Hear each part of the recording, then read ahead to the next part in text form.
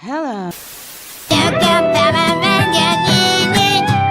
Mark, make her gay. Hello. Not Pikachu, please don't sue. The following is a world-class Bullshitters exclusive.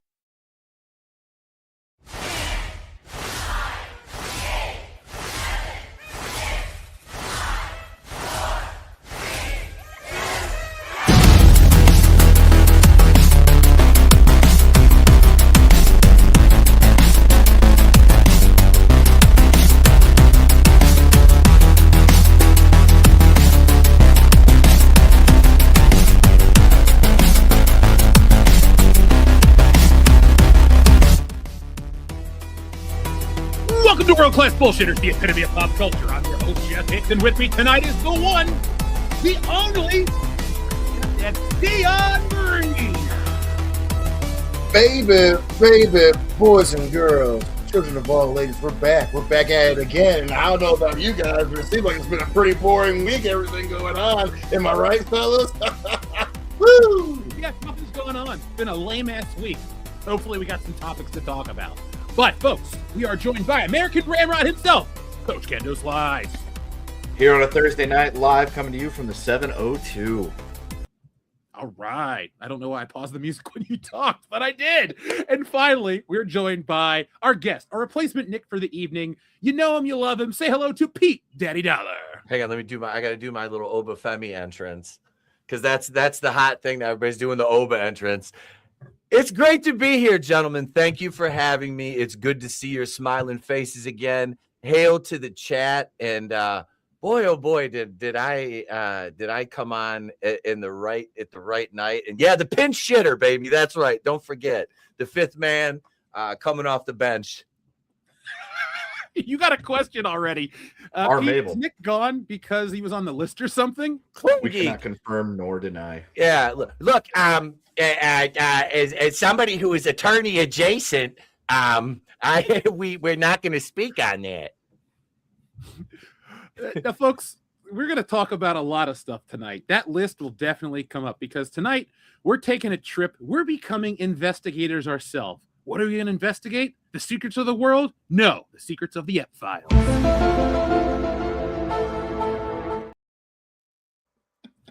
You will see that a lot. I know, right? Clooney right up. Yeah, Clooney right up.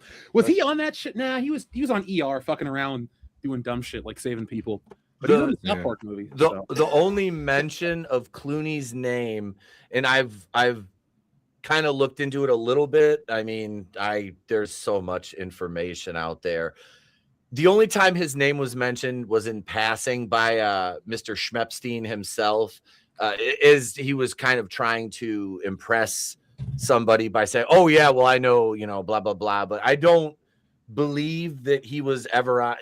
Who knows how accurate the flight logs are? I mean, there's so much stuff redacted from these. Gee, I wonder why. He said we don't want to incriminate certain names. The whole thing might burn down. Oh no, anything but that. You see, folks, there's a lot that's been coming out, but we know about as much as you. So we're going to try to make some sense of this. We're not on a witch hunt. We're not really here to stand on moral platitudes. You know how we operate here, all right? Be excellent to each other. Those actions aren't necessarily excellent at all, duh. So we don't really need to go into that repetitive bullshit to stand morally. You know where we stand. We're here to have some fun tonight, talk about the absurdity of the world we live in, maybe take a look at the bleak outlook of what's going on, because it's like, we're in a situation where nothing really will change. Or will it? We'll find out together. We're all on this ride. But you can hit that thumbs up button for us right now to let us know that you enjoy this content. It tells YouTube that you enjoy this content. And speaking of world-class content that you enjoy, folks, we've been dropping a lot of videos and they've been moving quickly. So thank you to everybody who's making the channel a success. We're past 205K, on our way to 206K. And before you know it, it'll be 1 million. And then we'll have a celebration like no other. Guys, pick a city in America and we'll go. Pete, you're invited too. So just help us decide. That sounds good. We should see if the city with an indie wrestling promotion, if we can get a booking and I can be escorted to the ring by the world-class bullshitters.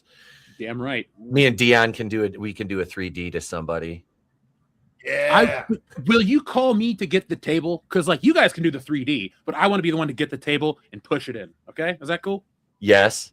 Okay, Kendo's gonna be our like Paul Bear brother. I'll be the manager. I'll be Yep. running around in a multicolored suit, swinging. Instead of a tennis racket, it'll be a golf club. Going, I was gonna say, listen here, Packer. It's me, Kendo fucking Slice. Where's that shit stain at? God damn. Bro, let me tell you, Kendo, I work for JCW, bro. The people love your voice, dude. But something else the people love besides the voices is the word of the day, brought to you by Shrebbles08 for a wonderful price of $666.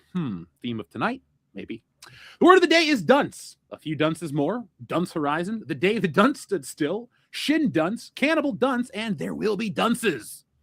So, on Dunce's Pond is my first one. 12 angry dunces. The Sisterhood of the Black Traveling Dunce. Dunces.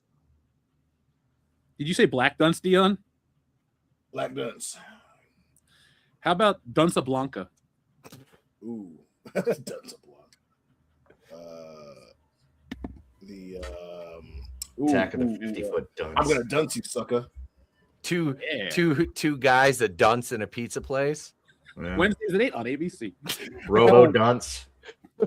The Duncinator 2, Judgment Day. Dunce Busters. There you Boss dunce. Ooh. go. Silence of the Baby, Dunce. Debbie Dunce Dallas. Mhm. There you Dunce, go. Dunce Hard. I'm gonna get you, dunce. Okay, so we'll have AI write us a Debbie Does Dunce's fake porno script. I think we should we'll do that later on in the show. I'll get the prompts from you guys. We'll make this story together. We'll treat it like Mad Libs, except dirtier. But folks, you can send in your dunce titles all night long. Thank you to Shrebbles08 for bringing us the word of the day. We appreciate that. And that's why Shrebbles08 is #1 in the WCBS Power Rankings. Now, we don't play favorites. It's just based on performance and gauged by YouTube. So if you'd like to see where you rank in the WCBS Power Ranking system, find out. Click on the channel. You might get a title match. If you're the #1 contender, you deserve a shot. So maybe we could do something down the road. We'll have to workshop this off air where like maybe our #1 guy like earns a spot on a special stream. That You mean would- our #1. Oh yeah. Anytime I can reference that movie, it's a win. So folks, thank you for making WCBS awesome. We're here to entertain you tonight. Let's see. We got all kinds of awesome people. Shout out to Enrique. Shout out to Doofus. Shout out to Just Joe and Drastic Soul 98 Returns. I like that name. Starface Billiards, as well as was that Jim Sterling and a Mankini, and a whole lot more. So, folks, thank you for joining us. Hit that thumbs up button. Let's start tonight's show. Now, before we jump into the sordid world of the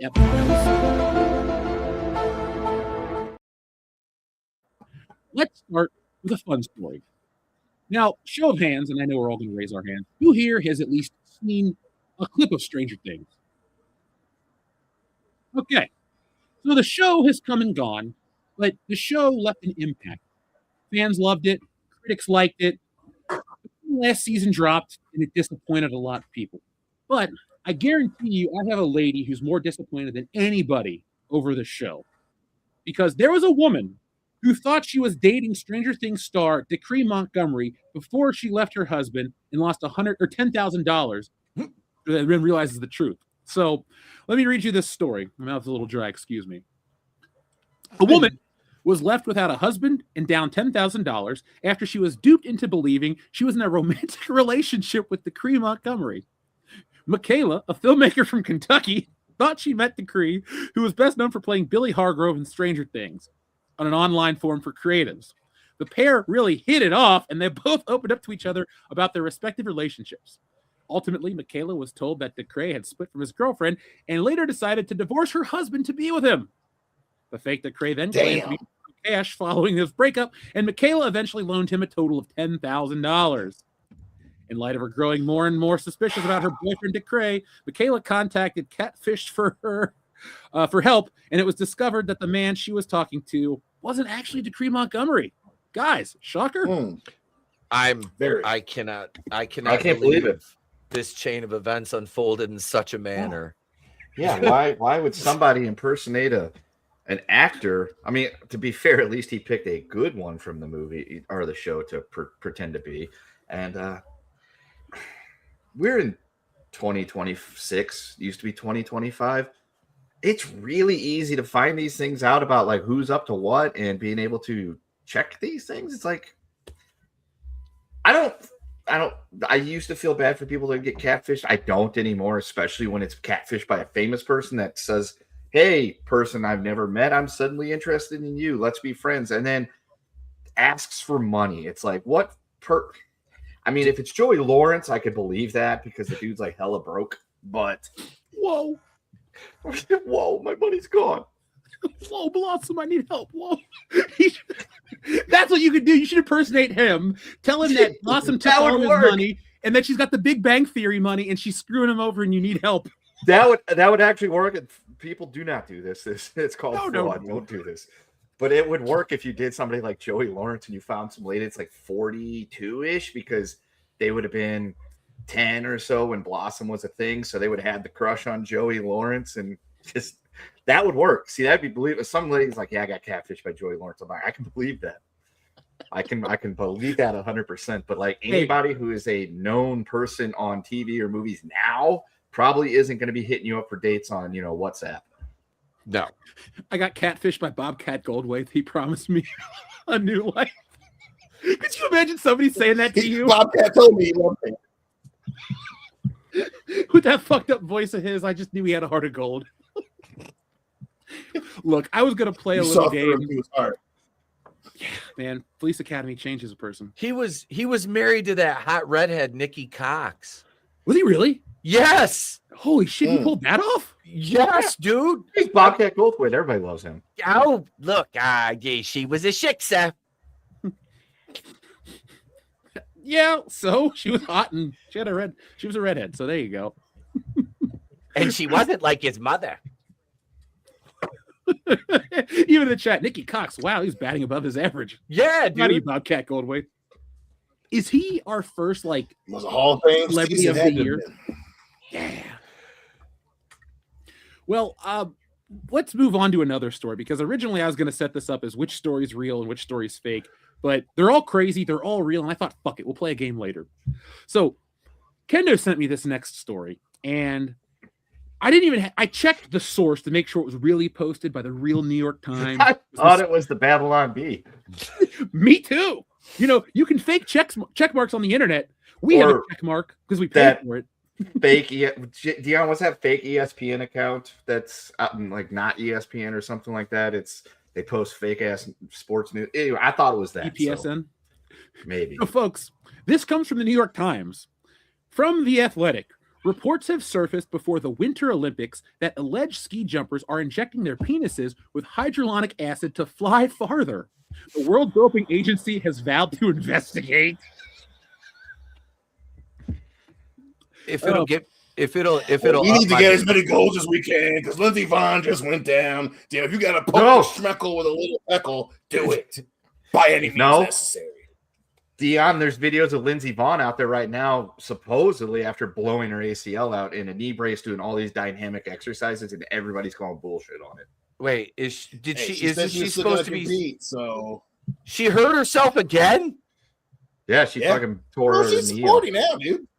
Well, I know but they've been like hyping her up, and you see these commercials. Lindsey Vonn's return, and she's gone. That's South Park, and she's gone. That's it.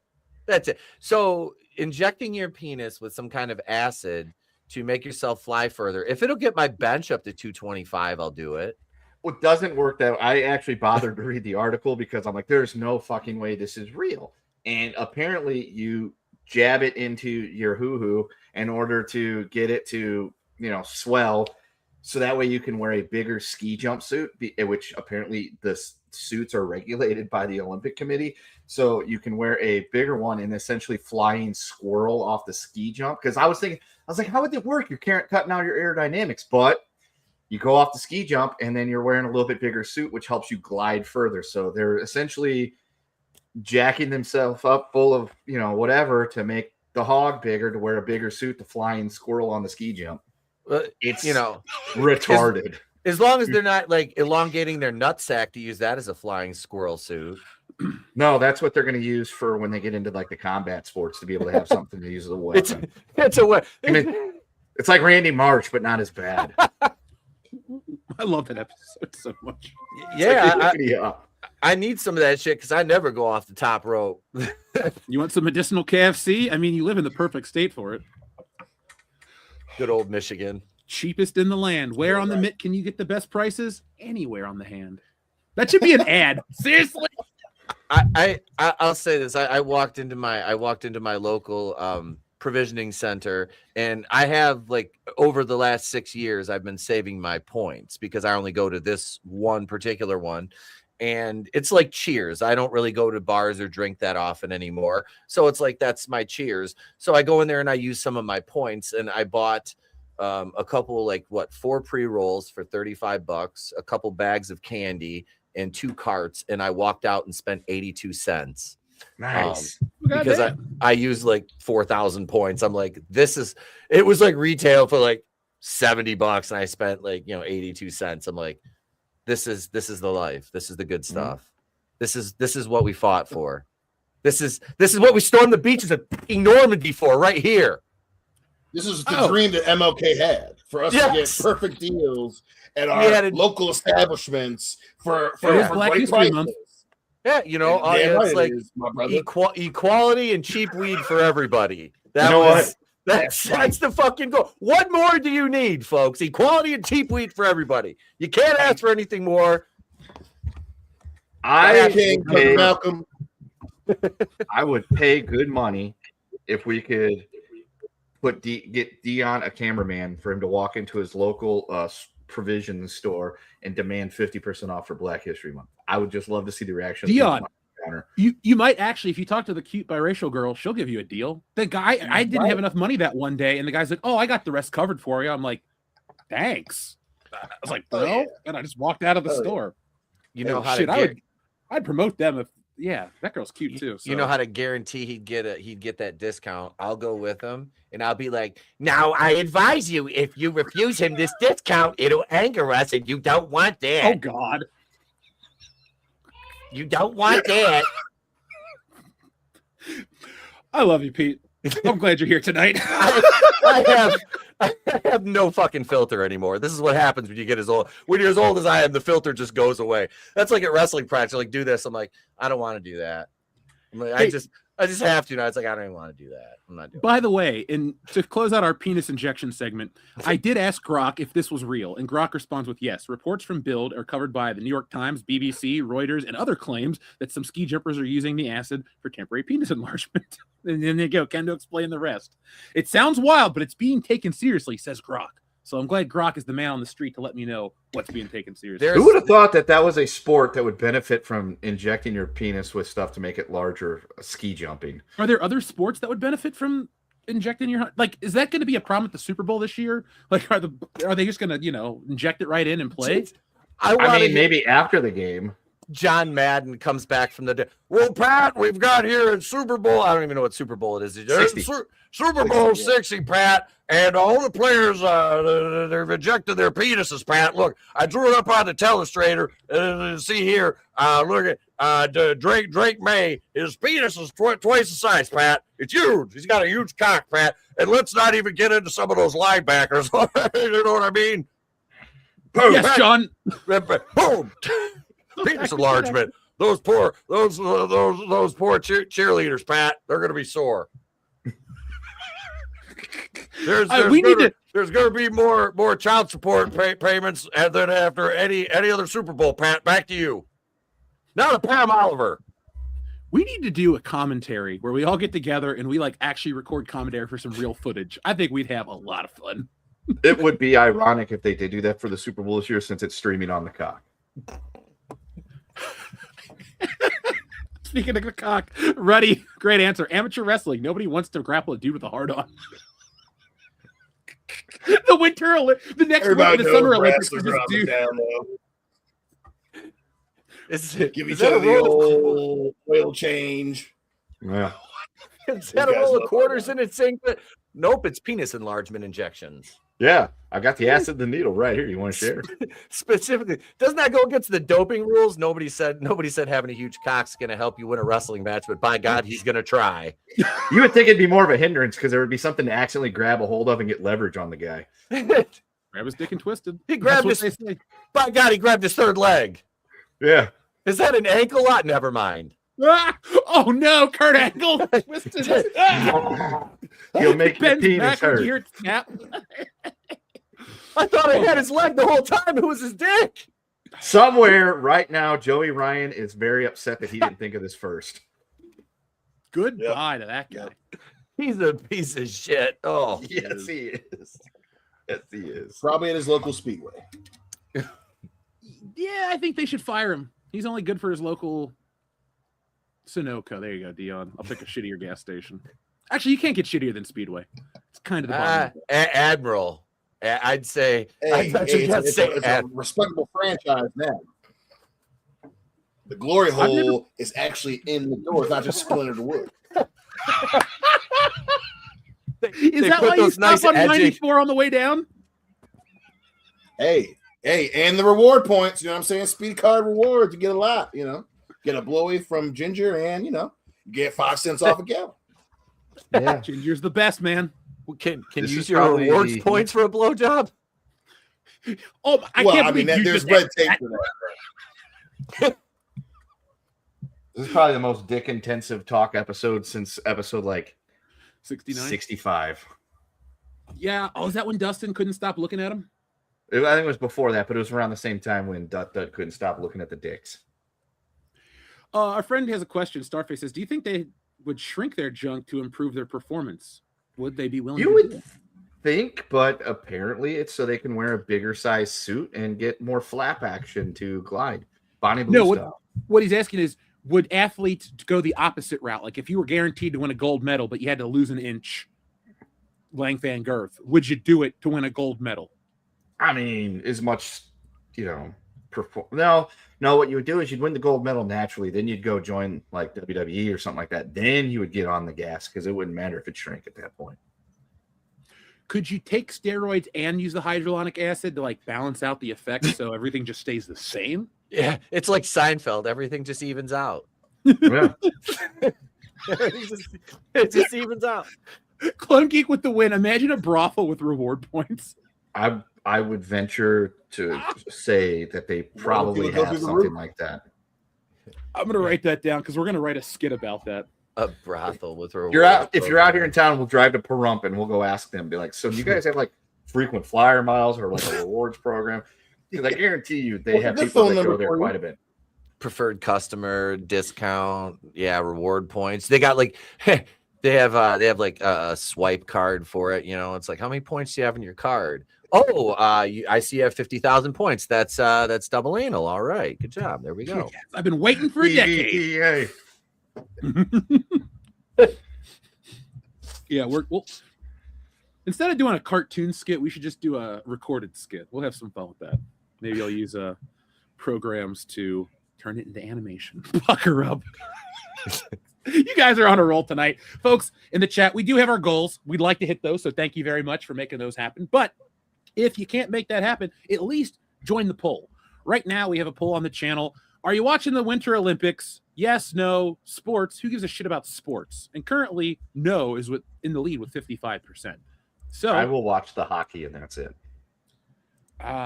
Tomorrow's the opening ceremonies, right? Sure. Okay. Yeah. It'll be one of those things where I'm laying in bed at like 2 a.m, can't sleep, and I go, hey, I wonder what's going on in curling. And I'll turn on curling, and I'll go, yep. And then I'll fall back to sleep. But the ladies luge. That's my favorite Winter Olympic sport. You guys ever seen the footage of the lady that was like trying to like push so hard she ripped her pants off and then she still did the luge? No. Oh yeah. You've never. I'm gonna send you that. It's hilarious because like the camera's right in her ass too, and it just goes pop. I won't show on the show, but it's like it was from the Olympic broadcast. It's just like a fail, but it's so fucking funny. Folks, we will talk more about the Super Bowl and sports and wrestling at the end of tonight's show, so stick around the entire time. Now it's time to get into the EP file.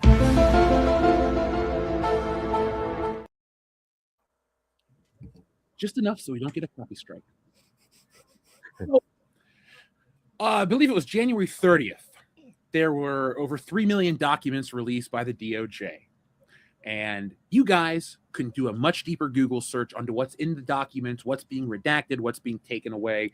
We're here just to give you what our take is, but we want to have a conversation about how you guys feel, because everybody online is talking about the same things. And rightly so. This is one of the biggest stories we've lived through. Like, if this stuff turns out the way it looks and we're assuming, it'll be another historical thing. I think our generation will take the cake for living through the most bullshit events in history. Because, like, yeah, the greatest generation lived through the Depression, but then after the war, they had the greatest boom in economic history, greatest economic boom in American history, and it pushed through for many decades. And the baby boomers benefited from that. And yeah, they're living through that shit too. But, like, this is one of those things where it's like we lived through Columbine, 9/11, the election, the war, the other war, Occupy, this, and now this. It's like I have been so desensitized that nothing surprises me anymore. Like, you could tell me that the world is run by a Tyrannosaurus Rex named Bill.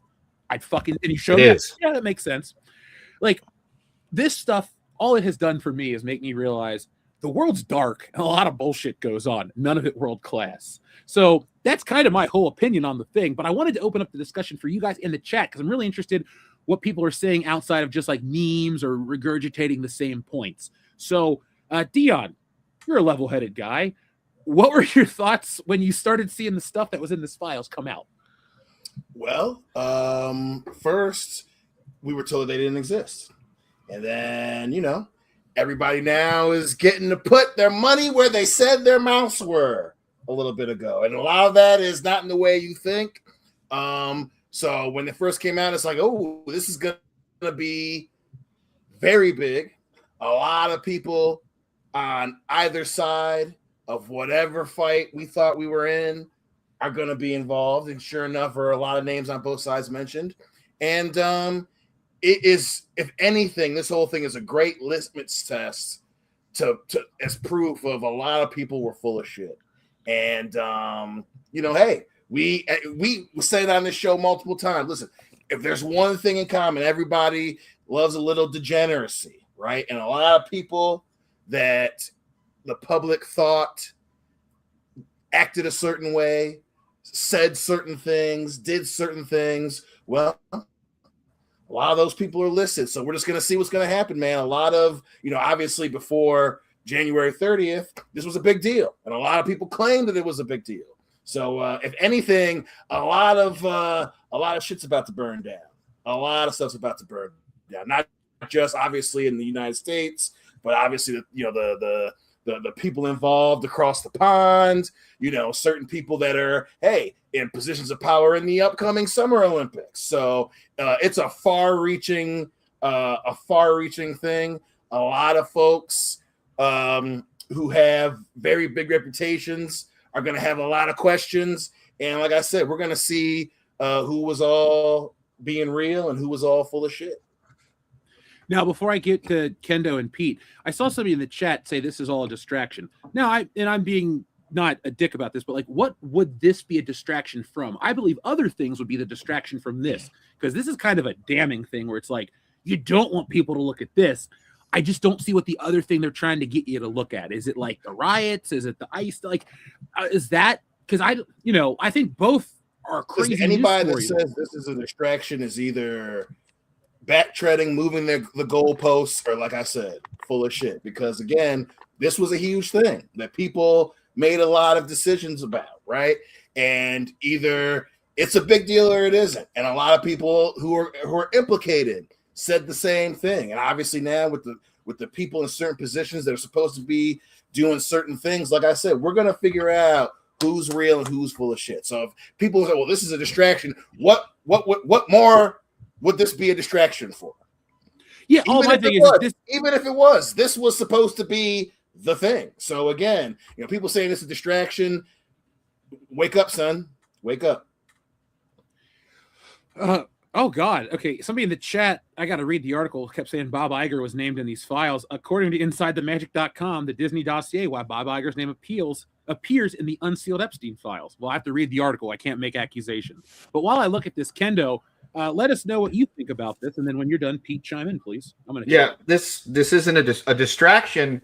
Is a governor and a mayor of a state looking the other way, side-eyeing what is going on, and semi-encouraging rioting to distract from a Leering Center and other places filled with bananas and rice, pillaging the taxpayers for the tune of like $500 million, or $500,000. That's a distraction. To get that in the news, to get that out of the news. This has been here, the giant elephant in the room for a while. So unless there's some kind of weird cabal, well, that's what's in the files. Never mind. Unless there is some kind of crazy, weird entente getting ready to be signed and we're hitting into World War III, then there's not much that this could be a distraction from other than that. And I don't see that happening anytime soon. This is one of those things that it's like, as Nick said, it's more surprising who's not going to be listed in these files as opposed to who is. I mean, freaking NASCAR got touched by these files. The New York Giants got touched by these files. Both sides of the political aisle get touched by these files. The Prince of Norway, that I didn't even know they fucking had one, was touched by these files.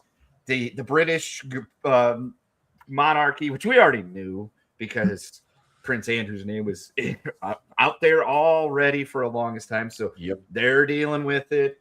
It's just, like I said, the surprising thing at this point is going to be who doesn't get hit by that. I can say with 100% confidence that the 4 of us and 3 of the 4 world-class bullshitters' names are never going to show up in those files. Can't speak for Nick. He ain't here. But, yeah, you know, at the end of the day, it's like, the question is, who isn't going to have this happen to him? So to say that this is a distraction, on top of the fact that there's probably so much more, it's to the point where the Clintons are actually going to answer to their subpoena to testify in front of Congress about this because they know the heat's on them, which I will come out right now. This is just a huge nothing burger. The Clintons did nothing wrong. This is just a way to try to lampoon them and smear their good name. The Clintons have never done anything wrong. Did you get I would have in the mail voted for him. I would have voted for Bill and Clinton and Hillary Clinton if I would have given the opportunity. Don't ask me about 2016. I didn't. And yeah, so Clintons are 100% clean, and I will hear nothing ever to besmirch their name. Dude, I voted for Bill Clinton in the 1996 election, and I was 8. So believe me, that tracks. We voted for him in our class election in second grade or whenever it was in 1992. But yeah, so this is a giant ball of shit. Yeah. And it's everybody that's gonna, and the only people that I feel are allowed to sling any mud are people that will never or have never going to show up in any of these files. Us. So that's why we can throw shit at people, because you ain't gonna find our names in there. What if you found out that like somebody connected was like a huge fan of like the Ollie's toy videos? I just canceled the video series right there. Sorry, guys. I mean, we knew that Bill Gates, like we knew that Bill Gates was apparently a dirty bird, and this is dude, that was the craziest one. And apparently he's got or something along those lines. Yep. Well, his wife dumped his ass last year. They got a divorce because she said of the connection to the Epstein stuff, and you're like, okay. And then you read the article about how he got an STD from a Russian lady, and then he gave it to his wife, and then tried to secretly give her antibiotics. That was the minute I went and realized, oh, this is what this all is. Like, I was never confused, but they make it sound, some people make it sound even crazier than it is, and it's really crazy. And you're just like, hold on. But then you start to see what the context is. You go, oh, this is how, oh my God. And you get like a slice into how these people think. And I was like, Bill Gates, I thought you sucked for many reasons. I'm not surprised, but man, what a nasty move. I'm glad his wife dumped his ass. Yeah. I look at this entire thing and I have the same outlook on it. Just let it all burn. The entire thing, burn it to the ground, both sides, top to bottom. I don't care. If you're in any way complicit in any of the things that are alleged, and I have to say alleged, but that are in these documents, then you're the worst kind of human being on earth. It's the things are just disgusting. I've watched so many of these documentaries on Epstein himself, and there's the rumors that he's not dead now. You know, they I've heard that. swapped him, which honestly at this point, if he works for the agency that we're not supposed to talk about from the country that we can't name, then I mean, would that really be a surprise to anybody? No. I mean, and the way that he was connected to all of these, you think about the sheer amount of powerful people that one man who wasn't even that highly educated, he was just street smart, and he was intelligent, but he didn't he didn't go to like university or like that. But he got like all these awards and stuff, and he's connected to all these world leaders and these titans of industry, and it was basically all a blackmail scheme. At the end of the day, that's what it was: human trafficking and blackmail. So to see, these names of all these celebrities who want to get on their moral soapboxes and lecture us plebs about morality and what's right and what's wrong. It makes me laugh to see how many social media accounts got deleted. Looking right at you, Jay-Z. Oh yeah, I forgot he was involved. Yeah, named in that. Jay-Z, Pusha T. Yeah. Oh, top of the world there, Jay-Z. How's that Empire State of Mind treating you now, huh? Not too good, bud. Not too good. You're pretty much federally fucked. Just like the rest of these monsters. And it's funny that everything that was a conspiracy theory 10 to 15 years ago, what do you know? Now we're not so crazy. I love that I can literally look back and go back and see and remember getting mocked for saying things, and it's like, well, you're just crazy. You're a right wing conspiracy theorist. You know who was one of? I absolutely am. I just embrace it now. One of the funniest things was one of the world leaders who was not named anywhere in this, and he's always painted as the bad guy. That evil man from Russia, Vladimir Putin. He wasn't named anywhere in this. And again, the whole Russia thing was a hoax, which is funny. But yeah, that's the danger. That's the danger, is the milling it in with the other stuff, right? So that's the other side of it, right? Is people that you will use little bits of truth to spin into that. Now, for sure, there's a lot of things that can with hindsight being 2020, but you saying that while specifically not mentioning how part of it was a fucking KGB honeypot is, you know what I mean? Like, fair enough. Absolutely. This is now true, and that's how they got motherfuckers in the first place, right?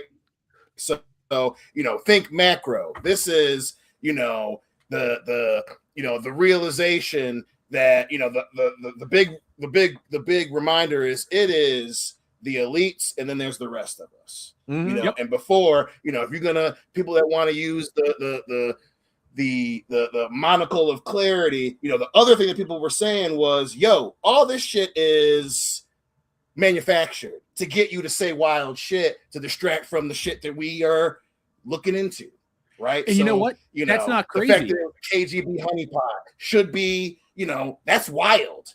That's wild. On top, multiple world leaders, people on the Olympic committee, it's the game of tinfoil shit. That's the other thing. That part is dead, right? Like, this is the real deal. This is the real deal, son.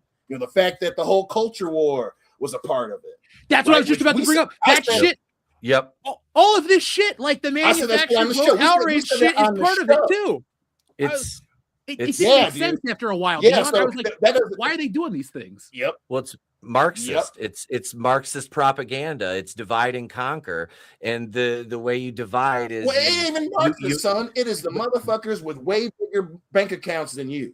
The Marxist thing is that's part of it. There's a reason why, But it's a textbook. It's a textbook Marxist tactic. It ain't about Marxism, son. It's the dudes that they can afford. to have someone snatch your ass up and fly you off to an island somewhere and do stuff to you. Aren't you glad we're not That's relevant? about Marxism, son.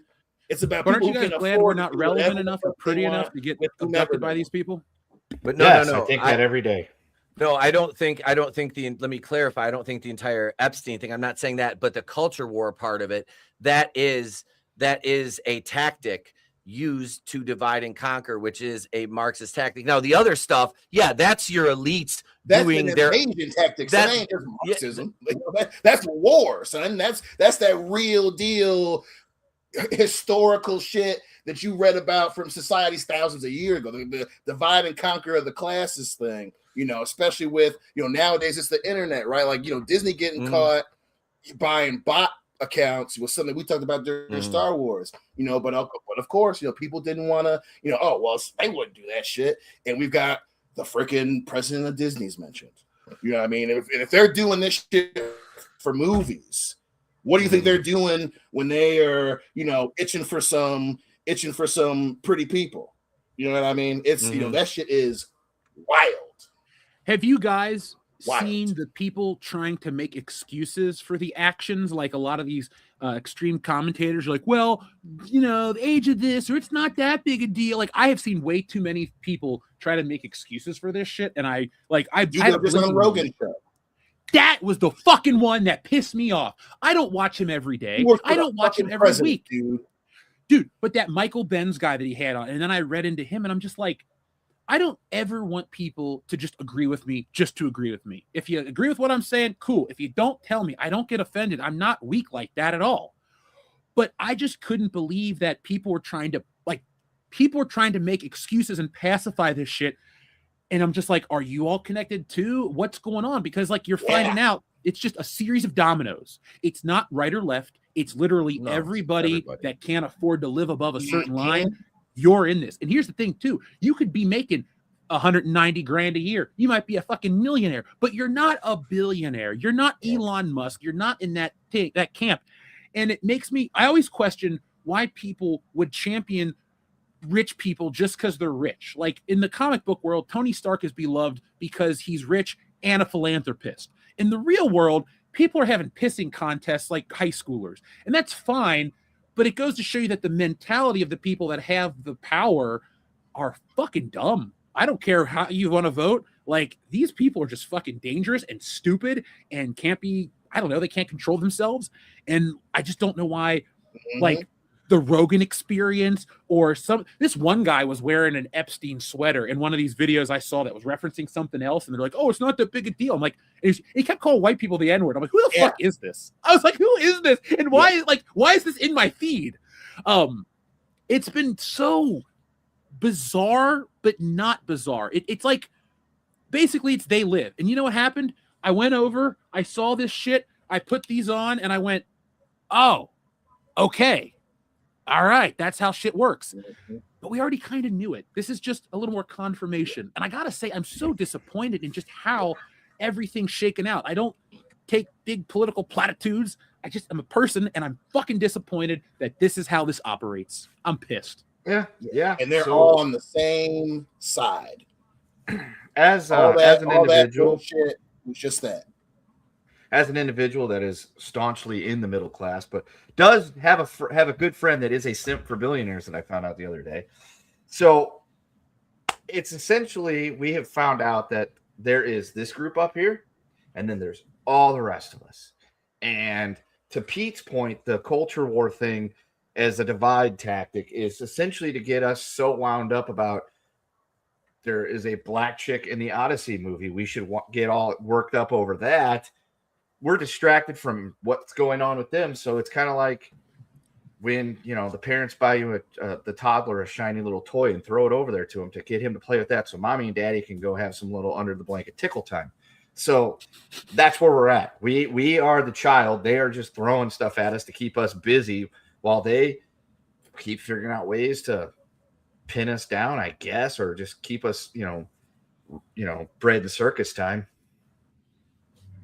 Are they going to eat us next? Well, according to some of the rumor, I know coming out of that, that was a part of some early Weird Deal stuff. So what? Oh, I'm going to read the Bob Yeah, Iger stuff in a I mean, second, that- but let me you ask know, you the that's bigger question. That's people need to remember, man. Like, What are they going to do? Like, what are we going to do now? Let's say the ball's in our court is the people, not just the American people, but just your average, like real people, not the 1% of the 1%. Like, do we just keep moving forward like nothing happened? Or is it kind of like the end of one of those fucked up movies where like the truth comes out, but there's nothing you can really do about it. And you just, the story ends in the movie. In our life, it's like, well, I got to get up and go to work tomorrow. And then you got to do this. And everything else just keeps falling apart. Like, for us, that's the story because we don't really have the power to do anything about it. I mean, we Yep. we could go on a one-man crusade, but then we'll just end up in jail and it'll get us absolutely nowhere. And, the camera will turn off at the appropriate time for us to get, one in the ribs. So it won't really matter there. My big takeaway from the whole thing, it doesn't matter whose name is in it. It doesn't matter whose picture is taken doing what. They will find possibly a fall guy. That will be the one to take all the heat, and nobody else will reap any consequences. It'll be like, look, we'll sacrifice this. This was fake. This didn't really happen. But then Ghislaine Maxwell goes to prison for trafficking nobody to no one or something like that. That didn't make any sense. But I feel like we'll put her in jail, and that will get everybody to stop. And then people didn't stop. They kept pushing and pushing and pushing. And it's going to get to the point where, like a certain producer for Miramax, they threw him in the slammer thinking this will get it to stop. People will stop talking about it. People will stop talking about it. It didn't work, so they threw something else out there to get us all worked up. And at the end of the day, none of the people of consequence are going to face any consequences because there is different rules when you have that many zeros in your bank account. Yeah, they look at us like useless eaters, basically. It's the what is that movie, The Time Traveler? The Eloy and the Morlock. Mm-hmm. Okay? Yeah. You know what I'm talking about, Dion, Yeah. Jeff, where they lure them underground when they. That's basically them and us. We're just the cattle being led to slaughter at their whim. Yeah, because they don't operate under morality like we do. Like, we all adhere to the rules of a polite society, and that's what society is based on, is just social mores and folkways that tell us, hey, when you're in public and you see another human being, don't be a piece of shit. Like, that's all you have to do. That's literally all you have to do. Maybe a nod of acknowledgement, a smile in passing, and you go about your fucking day. That's all you have to do. But they look at us like we're just little pawns on their fucking chessboard, which is the entire fucking world. And we're to be moved about and played with at their whim. And when they're tired of us here, then they'll be like, okay, well, what do we have over here going on? All right, yeah, we need to go occupy. My favorite is the natural disasters. I believe it was, I want to say, was it Haiti or Ethiopia? There's a reserve of, I can't remember what natural mineral it was. This was years ago, but they had the big earthquake there. And the U.S. That would be Haiti, thank you. So the U.S. went in with all this relief, and what you don't hear on the back end of all that human aid is we get a 50-year license to occupy and strip mine the resources from the land. So yeah, that shake of the hand always comes with a knife in the back of the recipient of our help. So that's the elites, though. It's like, what do we need? We need these resources. Okay, where do we get them? We can get them here. All right, so we can take advantage of this. This happened here. And that's all they do. It's basically eyes wide shut in real life. I don't want to say a lot about like in-depth shit about the depravity and the things that were done. Of course, yeah, we're just going to keep it surface. Yeah, but they're very ritualistic, and that's what makes it all the more disturbing, is that Mr. Epstein apparently took up residence at the Vatican allegedly at one point, which is fucking, my God. Okay, but let me just put that in context for you. I teach at a Catholic school. I went to a Catholic school. Yeah, that's just disturbing.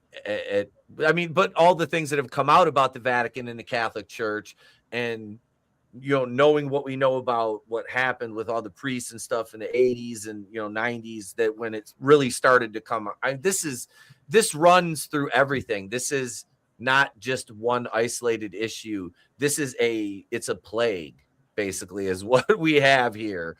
And it's spread across, it's all intrusive. That's it. It's everywhere. Do you think enough people could take this information and make it that it changes their worldview and people just start acting differently? Do you think there could be some sort of, people that are calling for the accountability? Could the voices get too loud? Or do you think we're already on that page and it's just it's futile at this point? Based on what I've seen on my timeline, it's been a lot of, see, I told you he was in it. I told you he was in it. No, see, I told you. We're still... Stop fucking fighting over this shit. They both, everybody that you're accusing or loving or whatever, they all hate you. They'll throw you to the fire for fun. Yep. They go off on these random ass weekends where they do allegedly horrible things and people go missing. Oh, you'll never be found under the golf course. All this other shit you read and hear about. You're like, what the fuck? Mm-hmm. So, stop simping for anybody. Don't simp for a fucking company. Don't simp for anything. Like if you're billionaires. Don't simp for a billionaire or $1 billion company. Like I see all these people simp for these video game companies, but it's so great that we get to pay for the DLC that we have to then earn. Like fuck off. And it's the same mentality. It's like speak with your wallet or just speak in general. Don't roll over and don't fight amongst each other. It's the dumbest shit.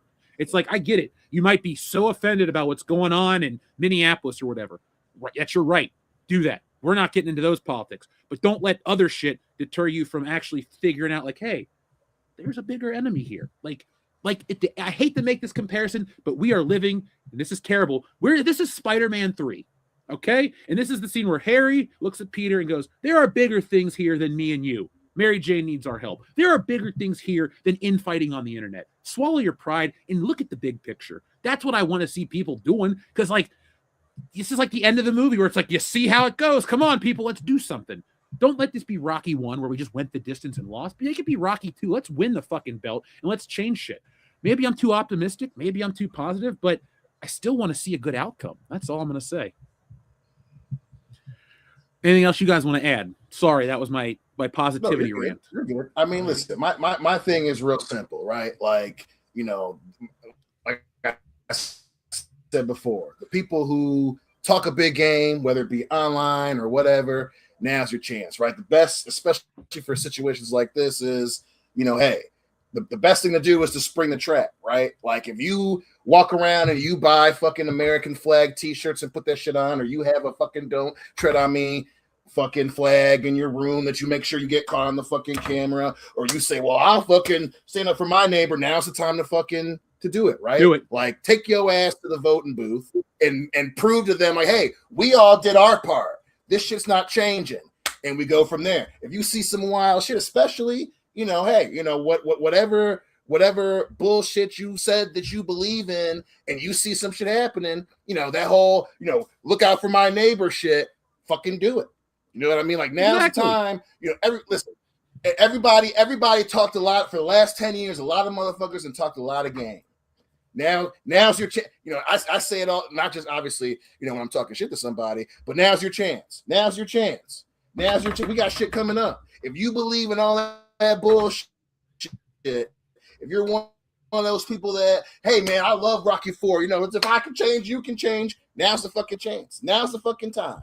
Get your ass out and vote. If some shit don't look right, you see something, say something. You care about this whole don't tread on me and my neighbors and I love my family, and you put all this bullshit in your bio on fucking Instagram, fucking do that shit. Do that shit, because if anything, again, like we said, this is foolproof.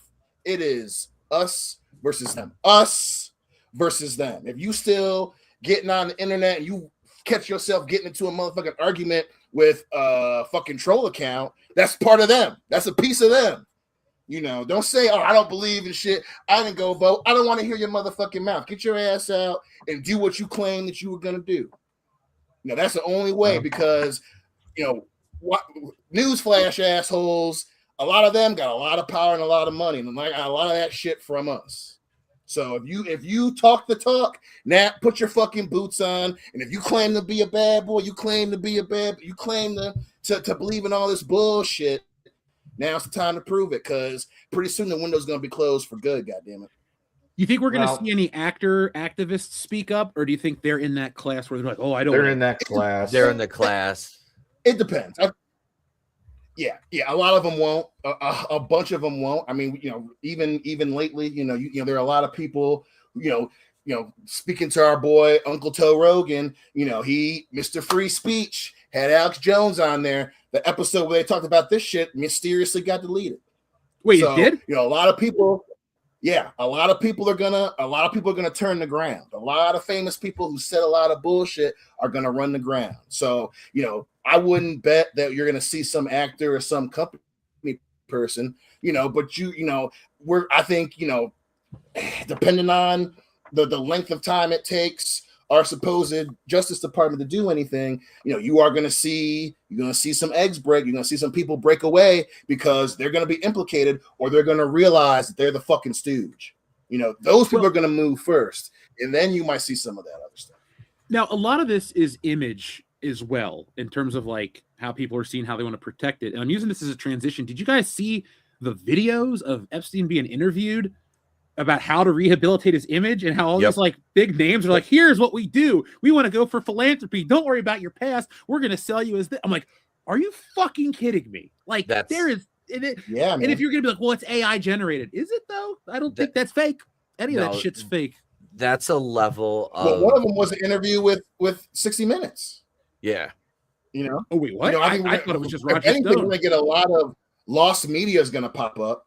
I believe that for damn sure. A lot of these interviews that corporate media shelved, a lot of these comments made by people that got caught on hot mics and shit. I think we're going to get a lot of that released magically, slowly, before we have any people putting faces to names. But if anything, that interview that he had where he's talking about, well, do you think that you're evil? And he's like, well, I got a good mirror. It's like, we're going to see a lot more of this shit, especially people who apparently had a lot invested with him, So yeah, a lot more of those interviews are going to pop up. That's for damn sure. Kendo, Pete, anything you want to say about the footage or the files or anything? I mean, there's so much. Conspiracy theories always keep getting proven right lately, and that's not a good thing. So wait, the Earth is flat? No, not that one. Okay, thank you. That's a retarded theory. That's different. I know. But I mean, the only thing is, like, Dion's right. We need to, as a society, come together and do something to fix this. The only problem is the majority of the people that go to pull them levers in them voting booths are putting the same motherfuckers back in. Yep. And until we can get rid of the whole cabal, the motherfuckers who didn't vote, who talked a lot of shit, and listen, we all know somebody who did it. The people who, the system don't work, blah, blah, blah, blah. They're going to, those are the ones that are going to have to wake up too, because the people who are going to vote a certain way are going to vote a certain way. A lot of this should happen because, we're part of a generation that votes the least, and a lot of our folks, particularly mine, my parents were from the silent generation and the baby boomer generation. They're fucking dead, right? So a lot of people who were talking in vain of that, like I said, we're not going to know until we all come together. So people who didn't vote, who talked a lot of shit, I don't want to hear nothing outside your motherfucking mouth. Get your ass out and go vote, because we can't prove that it's all bullshit until we can all say, hey, we all did this thing. What the fuck's happening? What I mean? Dion, while I don't agree with people, I do want people to get invested, and I want people to take power back, and I want people to do stuff, but I do think that this has showed that you can't vote this away. This is but we don't know that. We don't know that. Okay, here's the thing, though. I firmly believe this shows you that we all live in this glass box, and it's a terrarium. And everybody that's in this group, we are stuck in the terrarium, looking out at them, looking at us in. And we can vote. We can build a human wall to climb over that terrarium. Maybe one dude gets out, but he's going to get squashed. Now, that's not me being defeatist. I look at it as we need to come up with another way around the system. I'm not saying I'm not calling for any kind of shit, because they'll try to put words in people's mouths, but I do think that it needs to go beyond like that. I think it needs to be something that we ain't gonna get to that until people realize that that's the only, what I mean? Like, these things happen, historically, certain shit has to happen, right? So, sadly, humans as a race, shit don't happen until things get real bad. Now, luckily, we're not necessarily there yet. The only reason I say the voting thing is because, there are, a lot of these people who are in the files all claim to believe in the system and the country and the thing. So you have to put their feet to the fire to where they're forced to go in the opposite direction of what they've been telling us. That's the only reason. I don't mean like that's going to be the thing that saves the day, but a lot of people that you agree with, that you don't agree with, they all say the same thing. Well, I believe in America and I believe in our system, blah, blah, blah, blah. You have to force them to go in opposition of that. You have to force them to prove without a shadow of doubt that they never believed in it. And then, whether it works or not, that's when it's like, okay, now we got to go over the wall because we played by the rules. Once we prove the rules ain't working, that's what, this ain't enough, clearly, right? Because we've got people defending and doing all this shit. That's the only reason I bring up the voting thing is you have to prove that they never believed in the system in the first place. And the only way to do that is to collectively, everybody, hey, put your fucking money where your mouth is. If it's just for the once or the twice, once they've proven that, hey, we never believed in that shit, then collectively we can all say, oh yeah, these motherfuckers that believe in it, oh yeah, there's way more of us. That's the only way that all the fucking regular people are going to snap out of this bullshit and actually start working together. That's the only reason I bring up the voting. Do you think that we will live to see the change? I do, because the internet's one of the reasons why this happened is because of the internet, and I don't think it's going to happen, within the next, maybe after the next 5 years, but we're going to know a lot coming up. Like, hey, midterms are coming up. We're going to know a lot by then. That's November of this year, right? So people who don't want to give up power democratically ain't going to let you have a democratic thing. You know what I mean? That's one of the best ways, at least within the in the 20th century, is when you start seeing people trying to actually cook votes. So yeah, I think we will see the change because the internet is something that they don't know what the internet is. We saw that when the Zuck went to the Senate hearing and they're asking goofy ass questions about passwords and shit. These people who are controlling things with money, they don't know how the fucking internet works.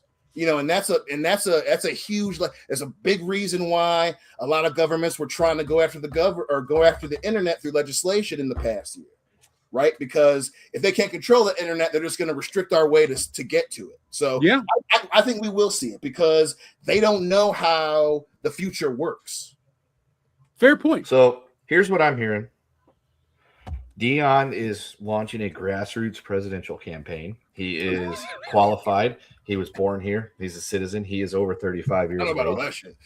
I do. And so we are, all you people in the chat, you need to launch a campaign to get Dion to be platformed so that he can become the president. And then he can go wave his magical wand and show that it can all be voted out.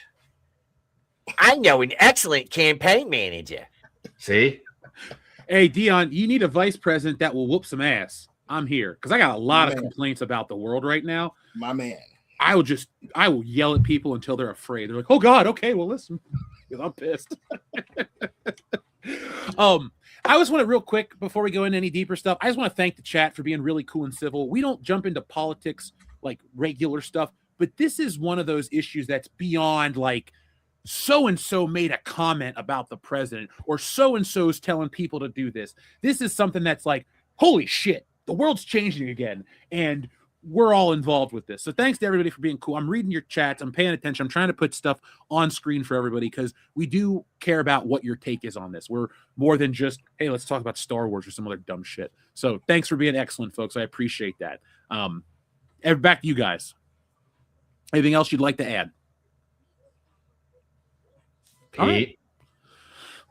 Well, look, we can't bring any new information to light. We're not that kind of a channel. All I can tell people is if you're looking at stuff, this is what I always do for myself. This isn't advice, but personally, I always vet my sources. Like if I'm listening to one person that clearly has a view and I didn't realize it until I'm deep in the video, I make sure I find another person with the opposite view and I try to look at the Venn diagram that crosses over because I'm not looking for anybody's political opinions on any of this shit. All I personally want is to see what's coming out, who's involved, and then I will decide based on stuff.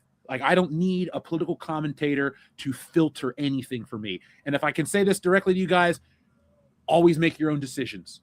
Just make your own decisions. Don't worry about what so-and-so said or some lifestyle guy or some bullshit like that because everybody's just in it for the money. So do what's best for you guys, but always think for yourself. End of rant. We have a great question, though. Who are you guys casting in the Epstein movie? Now, Kevin Spacey last week said he would play Epstein in the movie. Did you guys see this? I did just put up Oh my god, that's not a good look for him. Are you worried Not that's not a good look amongst the other things? That's what I was gonna say. With everything else, I mean, is that really what you want to do, Kevin? Like, Jeff, did you see those movie posters I sent you of Epstein movie starring Kevin Spacey? Maybe I did. Hold on. Maybe that's Or where no. the information. Yeah, there's one. There's one. You know, go to our chat because I made two actually. I made Kevin Spacey as Epstein and Kevin Spacey starring as Gacy. I would watch Kevin Spacey as Gacy. It just rolls off the tongue, you know? Yeah. Kendo, by the way, I'm flipping through the chat. I'm still surprised that people don't know basic math and spelling, but they know who David Koresh is. Just putting that out there.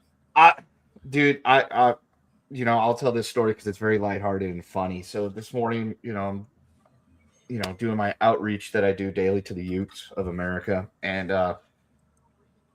one of the kids was wearing this shirt, and I had to take a double take at him. Like, that looks like David Koresh on a shirt. And so, like, they're working on something, and I'm looking, and it says "One Last Koresh," and it's a picture of David Koresh, and it's got the hands over it like such with the skeleton fingers that look like a Misfits logo. And I was like, dude, is that a David Koresh shirt? And it even said like Waco, Texas on there. And it's funny because so he's like, it's a Misfits shirt. I'm like, okay, no, it's not, because the song is "One Last Caress." And that is not the Misfits guy. That the skeleton fingers are the wrong color. But I get the crossover that whoever made this shirt was going for. I found it on the internet, sent it to the guys. Long story short, I got to tell my kids in my first period all about the wonderful world of the 90s. Government sieges at various different places like Ruby Ridge and Waco, Texas, and Oklahoma City bombing and all this wonderful stuff, and the original World Trade Center bombing. And they got a mind blown on that. And then they got talking. One kid asked about wild commercials, to which I said, the 80s and the 90s had some really awesome commercials. In fact, the Taco Bell commercial that used to be on all the time had one of the original taglines that you can't use anymore. And they're like, what was it? I was like, Taco Bell has your order, make a run for the border. And they're like, oh my God. And I was like, and if you watch the commercial, the song was on there that these two guys like going through the Wild West trying to get to the border. And it was like, you got to hop and jump and run and get across it. And I'm like, there's a reason why that campaign died in about 1994. And we got Yo Quiero Taco Bell. Dude, yeah, my mom still says that if I ever mention Taco Bell, she goes, you want to make a run for the border? I'm like, yes, I do. Like, that's still alive in this house. It's funny because the kids were like mind blown. Like that, they're like, that's racist. I'm like, yeah, you can take it that way. Yes. However, back when Taco Bell became a thing, they were the Mexican food alternative to the fast food. And so when people wanted to get out and experience a taste of Mexico, they would go to Taco Bell, and Taco Bell is nothing close to Mexican food, which is even funnier. But you know what? It hits the spot, especially when you've been drinking and you're just like, I just could crush a bunch of tacos and a steak burrito right now. It used to be cheap as well, too. Dude, I went to Taco Bell for me, it was $14.98 for 3 items. Damn. A breakfast crunch wrap, a breakfast burrito, and 1 cheesy roll-up. Yeah. Nick knows 13 how or much 14 bucks spend every time I go, too.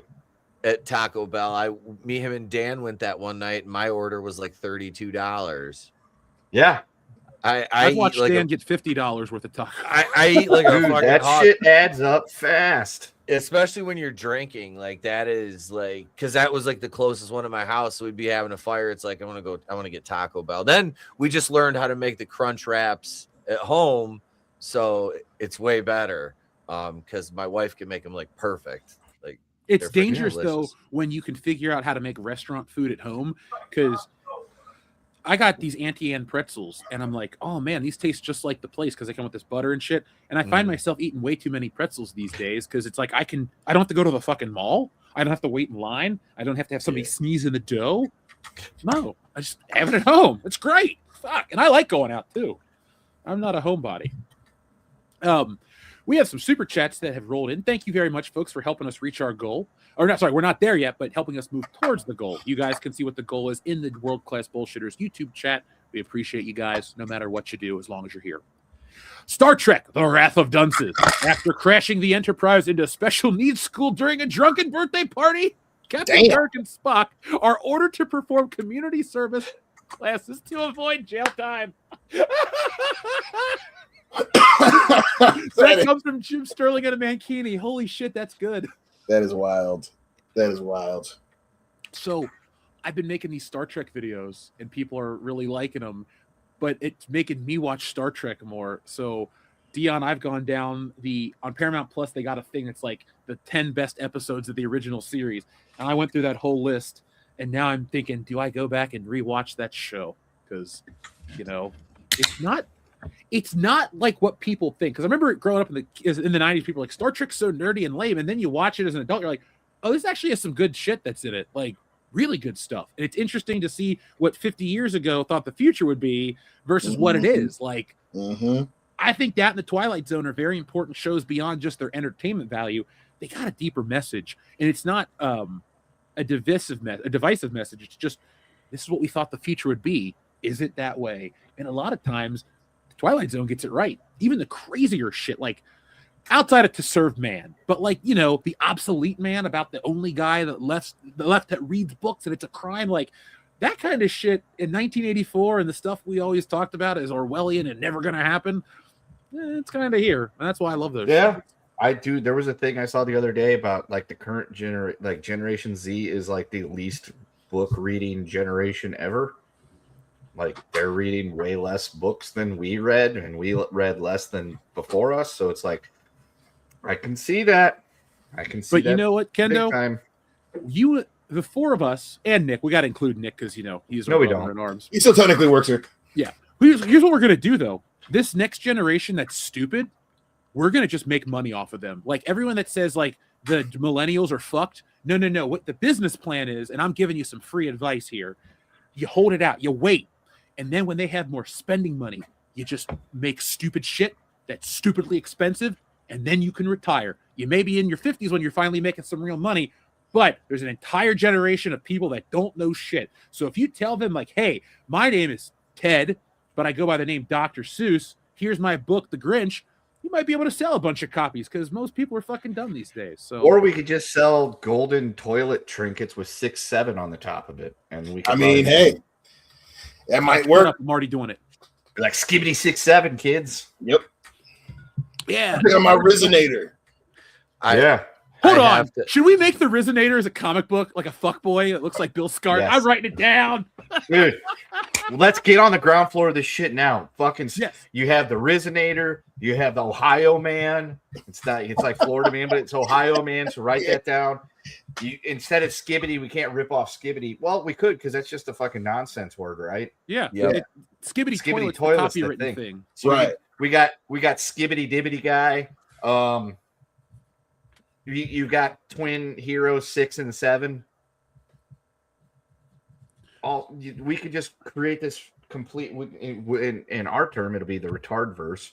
But we'll sell it to them as the Rizzaverse. Well, no, I like the Rippaverse. I don't want to sound like I'm ripping off them, but we'll come with the Skibbity verse or some dumb shit. We'll figure it out. The 67th dimension. Yes.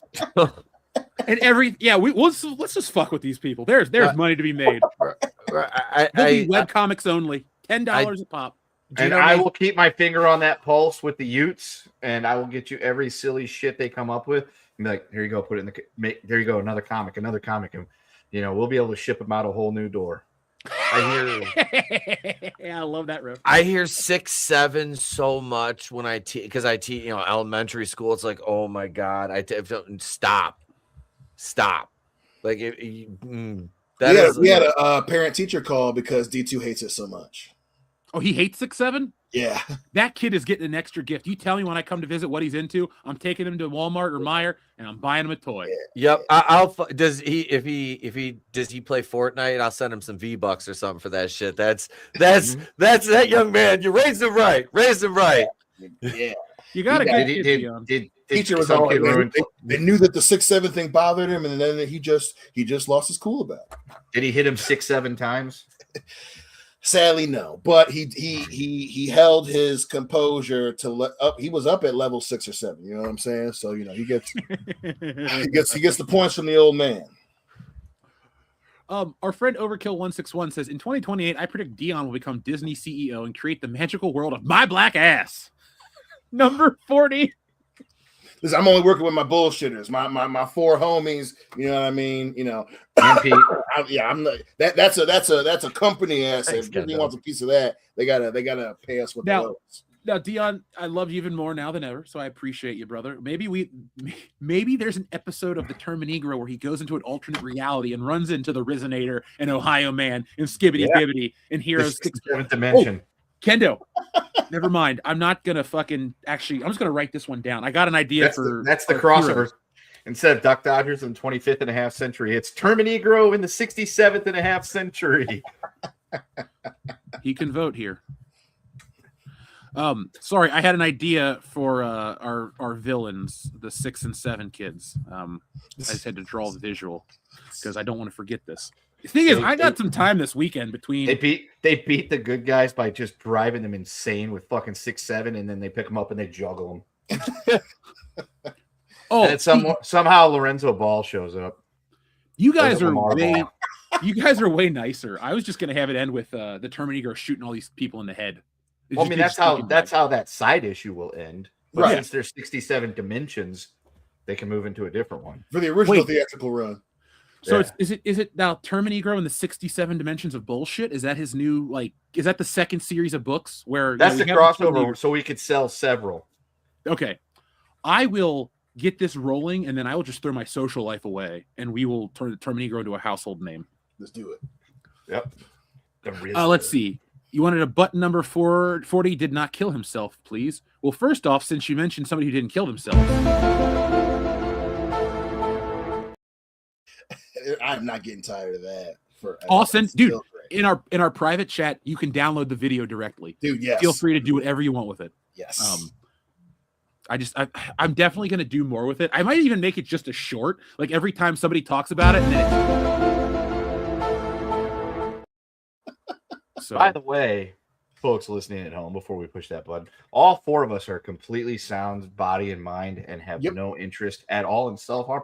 We all live four magically charmed lives. Deep. Mhm. Nick is the We're fifth all one. friends. We're all friends. One We turn, all I get want another along. We relationship with like that. each other. We have happy, wonderful existences and do not want it to end anytime soon. Nope. yeah, Right, life is good, man. His I- wife is one of our Justin- favorite couples. You know what I'm saying? Yeah. Like we've all spent time together. It would be very Yep. weird, if there was a cover up, or One of us just happened to walk in front of a bus. That Yeah. would not happen on purpose. Revenge me, Hemp Knight. That was for an audience one too. All right. Here's the button you requested. You wanted a number 40. Well, I got to go back into the archives for a number 40 because we like to do things old school here on the channel. So here is a number 40 right here. Dylan! You son of a bitch. Oh my gosh! Oh, we have just seen. Thank you for reminding me. Dion and I need to do some parlay chat before Yes. Sunday. We're going to do a sane one, and then we're going to be shooting for the fucking retirement moon. Yes. With Right. Me and my tag partner recreated that handshake, and we got asked to do an interview, like in gimmick. So we had to make up a story on the fly about how we met, and it was like we got up across the bar, we shook hands. It was like bah! The world shook, and we did the handshake in the freaking interview. It was like it was just funny. I'm stupid. It was funny. Dude, It's like to me that was funny. I'm like, it was on the fly too. He got up and I was like, all right. So I was like, oh, I know what you're doing. So we did the thing. It was like nice Remember too your because I had a audience, tight Pete. t-shirt on. Arms was looking right. Hell yeah. Yeah, dude, just remember your audience. Everybody out there loves Predator. So you are preaching to That- the choir. Yeah, that was fun. We're gonna do some 80s style action promos because we do the Midnight Vice shit. So we're gonna get some of the white suits like Crockett and Tubbs style and do some photo shoots like that and shit. If I you got- need any help for accuracy, I have watched Miami Vice more than anyone living. So like I got all kinds of weird shit. Like, dude, copy this photo, copy this pose. You'll look just like the show. I gotta show you our t-shirt design that we got. I'll I'll find it here. It's because we have new shirts coming out. It's like we needed something that screamed like 80s action. So I had Jared, the guy that runs the promotion, is a graphic designer. So we do all our t-shirt printing in-house. And here is there. I'll share that just for a minute so you can take a look at it right there. This is our new t-shirt. I love it.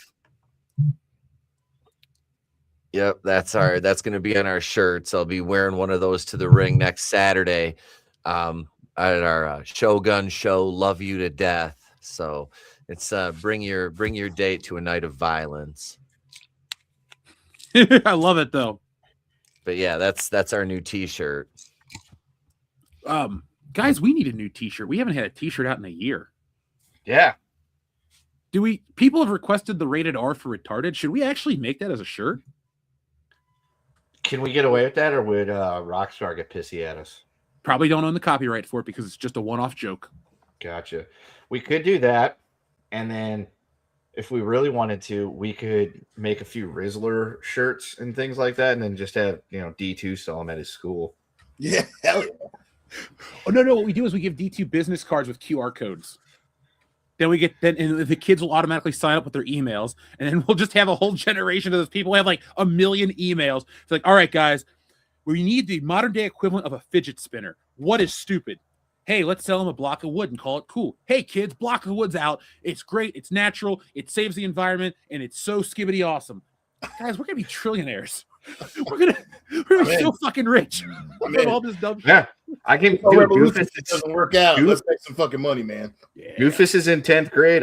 We could get him some of them QR codes. He could run around his high school selling Ohio Man shirts and Rizzler shirts. We should look into the legality of this and see like where we are, and like, yeah, let's just make this a plan. It's like, here, buy the Rizzler, buy this, buy that. Yeah, we sell shit to kids. Doesn't Disney? Yeah, I mean, they sell them fairy tales and lies. We sell them silly ass shit they say all the time anyway. Well, now they sell them half baked, put together bullshit toys too. Oh, dude, the Disney stuff is laughable. The new Toy Story stuff that's out. When I was out filming, I was like, this is cheaper than ever.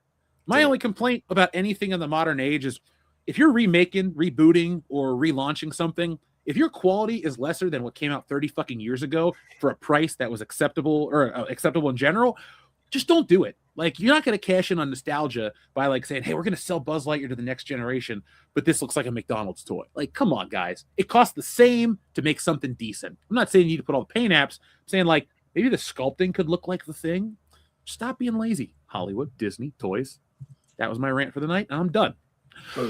Crouching Tiger Hidden Swift says third-party Taylor Swift for 28. S for Swiftetta. Oh, is that a real title? She's compromised. Congratulations. She just made the list. Wait, hang on. I've got the pen and paper right here. Here we go. My man. Tell him, Pete.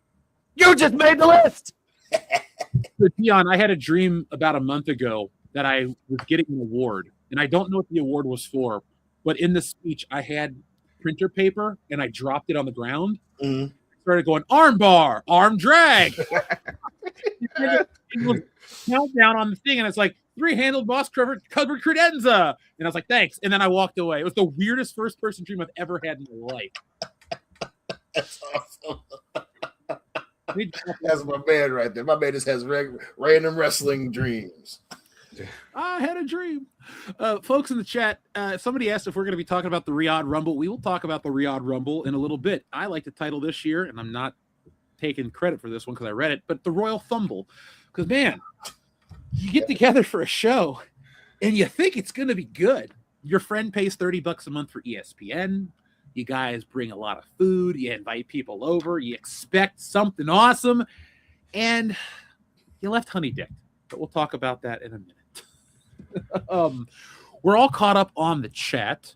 Have we hit what other titles or what other topics did I say we were going to hit tonight, guys? Because we hit the Ent files quickly, and then let's see here.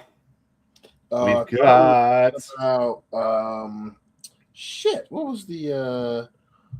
It was something. Someone. Exorcist remake. Oh yeah, Morpheus. Yep. Yeah, yeah. And, So, I threw in that Hulk Hogan being phased out of the Real American Beer. Yeah, Let's there's a actually talk lawsuit about over that one. that. Now, we love celebrity branded alcohol for all the right and wrong reasons. Sometimes it goes to show you the vanity of the celebrity involved.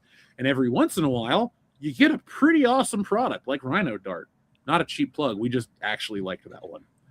But Hulk Hogan's got a beer, and it's called Real American Beer, just like his theme song. You know, fight for the rights of every man. But as of next month, Hulk Hogan's Real American Beer is just going to be rebranded to Real American Beer without Hulk Hogan's image, drawn by Joe Gisco.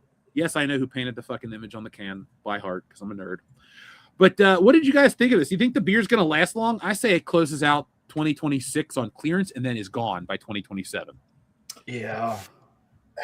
If they can co-opt wrestling the same way without Hogan, kind of like how Happy Dad co-opt the UFC, I think they'll be fine, but they got to come up with something quick because, I mean, obviously, people are kind of souring on the WWE right now. So I will say the question, they can do it, but they got to move fast.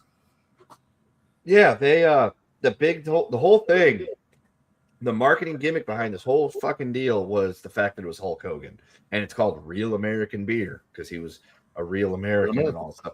Dude, they even had a fucking sponsorship on a goddamn race car, so they were out there. That was the whole shtick, was that it was Hulk Hogan's beer. Without Hulk Hogan, I mean, they were catering to a specific market, and if you don't have Hulk Hogan on there, does it still sell to that market? I don't know. The beer is okay. It's nothing to fucking write home about. It sort of tastes like drinking, metal, but I wouldn't buy it again unless it was for a laugh and a joke, but I didn't see it the last time I was at my local Total Wine and More. I was actually going out to my liquor store tomorrow when I go to the bank and take care of some other errands because I want to have a can with Hulk Hogan on it. Never going to excuse the real man, but I do have a Hulk Hogan collection. I got his original WWF figure. I got his more recent ones. Hulk Hogan was what got me into wrestling back in the day. Before The Rock, my uncle tried in the 90s, and he tried hard. He would buy me Hulk Hogan stuff, and he would wrestle with me. He was a great guy. Loved him to death. But it didn't stick. But when I do see Hulk Hogan, a little bit of that nostalgia twinge happens, and so I usually go, it's okay, it's Hulk Hogan. I got to have it. So I just want a pack of it. I'll be at Total Wine tomorrow. If they have it, I'll buy it. Yeah. All right. Thank you. I'm gonna snag some. I had one or two after the show because one of the boys brought a 12-pack, and I didn't bring any beer for like the second show in a row. So I was like, "Hey, can I snag one?" He goes, "Yeah, you always got one for me." So it's not something I go out of my way to drink, but yeah, I just want to have one of the cans with him on it just to have in the office because I've got his old WWF figure. I've got his NWO one back there with Hall and Nash. I still throw the Too Sweet up when I come out. That's one of my big things. I always have. I even did the I came out last time and I did the freaking W's for the Wolf Pack because I was wearing my all red. So I was like, yep. I was like, I remix some of my clips with the Wolf Pack shit and the NWO. I throw the black and white filters on it, especially because I did the Razor's Edge as a finisher recently. Dude, I watch your promos. I watch your video packages. You folks, Pete's our buddy. Pete has a great YouTube channel, Wrestling with War. You can check it out. But if you're into like wrestling beyond just WWE, check Pete's stuff out. Like, he's not just our friend that we're trying to help out. Like, he was a legit wrestler before we ever met him, and now he's getting back into it, and he's entertaining as hell. So, like, do yourselves a favor. Look for him for entertainment. The dude can cut an awesome promo. Thank you, man. Yeah, yep, and the best compliment I can give Pete's wrestling, his little wrestling thing he does is, I don't watch it and go, outlaw mud show bullshit. I go, this is good. I would rather watch this than the Fed. No, I wrestle for only one promotion now. I'm 45. I don't really do the traveling thing. Those days are long gone. But no, I work for, it's called Super Shogun Wrestling. It's a Kings Road Japanese style based promotion.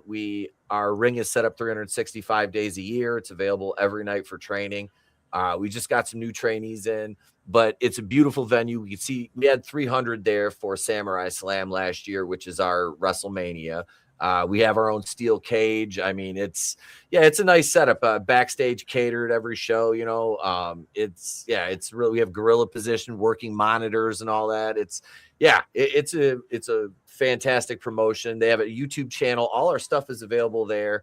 And if you want to check some of my clips out on my short section, I've got some stuff, and all my promos are up there too. I've done. So it's a lot of fun, man. I enjoy it. I'm a heel, of course. I had to work babyface in practice, and I literally had no fucking idea what to do because I haven't been a babyface in like 15 years, and I've been in the business for 16. So I'm like, I don't know what to do. They're like, do chain. I'm like, yeah, let me just grab an arm bar here. Hold number 1003, arm bar. Arm drag. Arm drag. Jericho, I don't love his AEW work, but every time I go back and watch classic Jericho shit, I go, this is why he was my second favorite wrestler of all time for 20 years. Like, I met him and he was cool enough. I do like Chris Jericho. I want him to come back to the WWE only so we can get him back in video games and they'll make his merchandise. I don't care if he wrestles another match. I'm selfish. I want Chris Jericho merchandise once again. Early AEW Chris Jericho is the last great Jericho. Le Champion, I agree. That shit with the bubbly. Little bit of bubbly. Yep, little bit of the bubbly. Dude, that was a great meme. That was a great fucking meme. My problem with the Jericho stuff was he had reinvented himself into something that was truly great, like Le Champion and the Judas music and all that shit. 10 out of 10, almost as good as Y2J era stuff. But then he got into the learning tree and all this other crap, and the Drew, and he Jericho tried to be like Society. Yeah, and the fucking Clockwork Orange shit. Like, I get it. You're trying to reinvent the wheel every fucking week, and that ain't easy. But he's at a point where he should just revert to Y2J, throw his arms out, and just never change. And then fucking retire, dude. Like, you're done. We love you, but just hang it up. You don't have another great run in you. Not even a title run. No. Not even a Royal Rumble appearance. Do you see how many people were upset over his lack of a Royal Rumble appearance? They were shouting Y2J at the post-event presser or whatever. Now, we will jump into that presser stuff in a minute because we have a super chat that wants us to asks us about it. But let's read these messages from Enrique, then we'll jump into that. Folks, tonight's show is not going to be 3 hours, so if you have anything you want to say or anything you want to get off your chest, now's the time. We're probably going to be clocking in about 2:15. Damn it now. Damn right. So Enrique Vasquez sends in 2. Enrique, thank you very much, my friend. He says, speaking of buzz, my kid has one. I was very disappointed. No laser, no voice box, wings, movable fingers, and helmet. Also, the size is too small, and he wants the detention button, which I'll press at the end. He also says, Woody is not made from cloth material. For another buzz from Mexico that's about the same size as the old one, but none has wings or laser. But this one has wings and lasers. And he says, to be fair, my kid loves them both, but he's also 2. To be fair, there's a lot of jokes we can make about Mexican Buzz Lightyear, and we're just going to refrain. They made him in Toy Story 3. Have you seen Toy Story 3? Mm-hmm.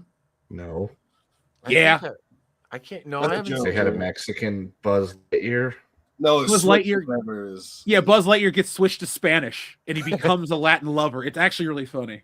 Senior Lightyear. Yeah, pretty much. Was like, yeah. Let's see. Enrique also requested the detention button. Enrique, by the way, with my point, man, like the original Thinkways Buzz Lightyear had sounds, lights, wings, and I remember too, and I know the price of toys have changed, but like my mom went off, she had a work thing and my grandma was watching me, and my mom left me money for food and toys, and the toy was like a small toy, like an action figure. My grandma goes, you want to take your food money and get Buzz Lightyear instead? But Buzz Lightyear was $25. I remember that in 95, and yeah, $25 today is much different, but they charge $75 for a Buzz Lightyear that does the shit that did it when we were a kid. So it's getting stupid. Like, it's beyond greedy. It just makes me not want to collect this shit. I'm glad I have my old stuff. All right, so here's the button that Enrique requested. I'm going to give you both of them today because they're pretty fucking funny. So, folks, here's the first one. You had enough yet? No. That's another one. So? You just say the word, I'll keep going. Go. Eeny, meeny, miny. Mo. Your mother was a... Ho. He was a famous clown. Bobo. Mitch, cut it out. Yeah, Mitch. You know what you tell Cry Mitch? me a river, dick face.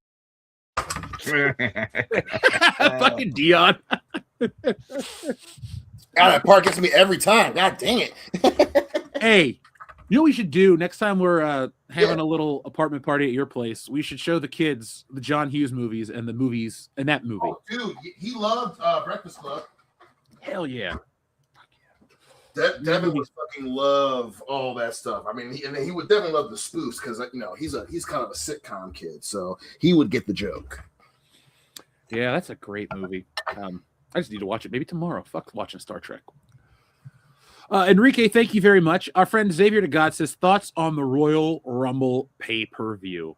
Let me pull up an image real quick, and then we'll start talking about it because the Royal Rumble traditionally is my favorite show of the year. Dion and I have been to WrestleMania over 10 times. We have been to big shows, but there's always something special about the excitement that comes from the Royal Rumble because it's the only night of the year or day of the year now, because it takes place in Saudi Arabia, where there's a lot of excitement that can be had. You can't really spoil too much, but somehow the WWE did that this year. They found a way to make the Royal Rumble pretty lame. So I'm just using that as a way to talk about the picture or talk so I get the picture pulled up. Pete, I'm not pro AI for a lot of stuff, but I fed this picture into AI or this prompt, and I got us as wrestlers, and I fucking love it. So there we are. But I told the guys the original one it put us all in vests and tights, and it looked oddly gay. So I wouldn't post that one. So this is the straighter of the two, if you would believe it. But the Royal Rumble has come and gone. We watched it. Let's start talking about it. So the women's match started first. I thought the women's Rumble was pretty solid to pretty good. What'd you guys think? I mean, it was the best part of the show for sure. Agreed.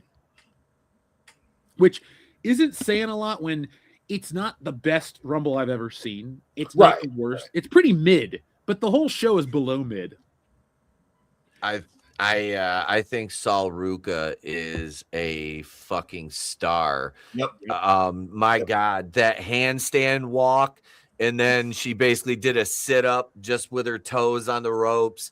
Her move set, the soul snatcher, is goddamn poetry in motion. Her and Jason are going to be fucking huge, dude. Mark, I'm telling you, they're both going to be awesome, and they work well together, dude. Sol Ruca the Greens we are Sol Ruca fans for real. Oh, I follow her on Instagram, and she is a damn beast in the gym. I am like impressed by her like athleticism and her strength, and her freaking character is like her character work, her gimmick. I like it. I listen to a lot of like wrestling commentators, and a lot of them like they shit on her. I'm like, I don't see, and it's in terms of gimmick. I'm like, I don't mind the gimmick. I like it. She's playing it's basically like female Matt Riddle, but talented. So I'm not a bad comparison. No, I'm good. He just fucked it up. I'm good with her the way she is, man. She's gonna be a fucking star. And there's not a lot of the women now that are legitimate stars. That they try to push them as stars, but like Lyra Valkyria, Bird Girl, you don't like her? She's so adorable. She's adorable. She's adorable, and I'm sure she is she seems like an absolute sweetheart. She's probably so nice, but she's a gymnast. She's not a wrestler. She's out there playing pretend, and I say that is where I look at her. And one of the gals that I work with has worked like Tessa Blanchard, B. Priestley, or Blair Davenport. I can, rattle off 3-4 other names that were in the Fed and TNA and AEW that she's worked.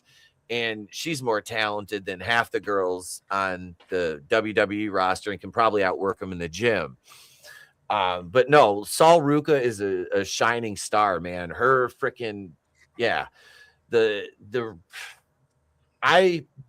I would say like what I see from her is what I expected the first time I saw Jade Cargill until I saw her wrestle. And and trust me, and nobody is a bigger fan of hers than me because Yeah, she's You got a built sweet like, tooth. Just say it. oh my god, yeah. Yeah. I have been in love with her since the first time I saw that woman. I'm like, oh dear Lord, look at you. Pete and I have had very, very, very many conversations where we've tried to out-simp each other for Jade Cargill. Yeah. I'm surprised with you liking her, Kendo. That's not your cup of tea, usually.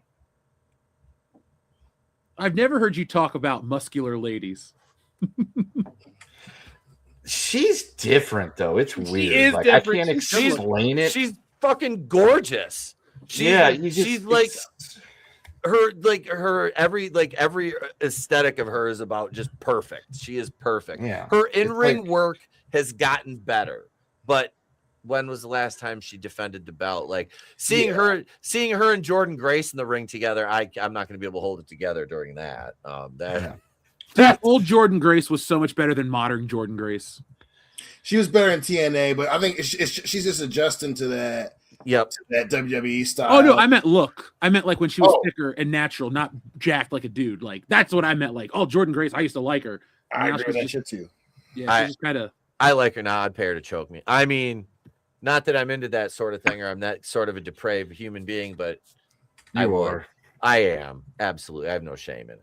Don't lie to the people, Pete. No, we know you. Not at all. Not at all. It's like when the one chick gave me a freaking devil's kiss in practice. I'm like, oh no, please don't. Oh, stop. Stephanie Vicaire, holy shit! No. I'll sim for her. There's Jade Cargill, folks. If you're like, who's this woman that these guys are going on about? We all want her to play Storm in the X-Men. She's fucking perfect for it. It's like, why has Marvel not cast her? Jesus, she's right up the fucking comic book page. Yeah, she's actually too buffed. As like Storm is not this cut, but that's okay. I would not complain. It's like, oh shit, Storm looks like she's gonna rip your head off and strike you with lightning. And Jade is like 6'1". I mean, she's tall. She was a freaking D1 basketball player. I mean, she's a goddamn athlete. That's the thing. Like I said, with her and Bianca together, it's like they're both D1 athletes. Bianca's like probably one of the most talented female wrestlers in the company in the last fucking how long she been there? 8 years. Yeah. She just, her injuries are kind of derailing her. And it's like I felt bad for Naomi. She finally got a huge push, got over doing the best character work, and she's pregnant. I mean, it's like I can't blame Big Jim. Yeet, I can't blame Big Jim. But no, Jay man, is the one that went to go away. Yeah. Oh God. I can't with that. Like when we went to SmackDown, we're sitting there and our buddies are videoing us. Me and my buddy Ben are sitting there. It's like all a bunch of wrestlers are like, I'm not yeeting. It's like, no, I'm not yeeting. I refuse to. I'm team no yeet. Yeah, I'm too old to be fucking doing, Jeff, to make the nephew laugh. Yeah, but like public, easy. Yeah. Put it in that notebook. We need a character named Yeet. Yeet. All right. I'm just putting this down here. I'm not joking. I'm going to use a simplified art style, and I can knock these out a couple days. I do think Liv Morgan winning the Royal Rumble was deserved because if you look at her work and just the amount of time she's in the ring, I mean, she has worked her ass off. And honestly, when they did the whole angle, her joining the Judgment Day, playing the long game to take Dom from Rhea. She was doing the best heel work probably she's ever done. And Liv is a very small woman, but she sells arguably better than I would say. I don't other than Rhea. Rhea sells pretty good. She botches more than Liv.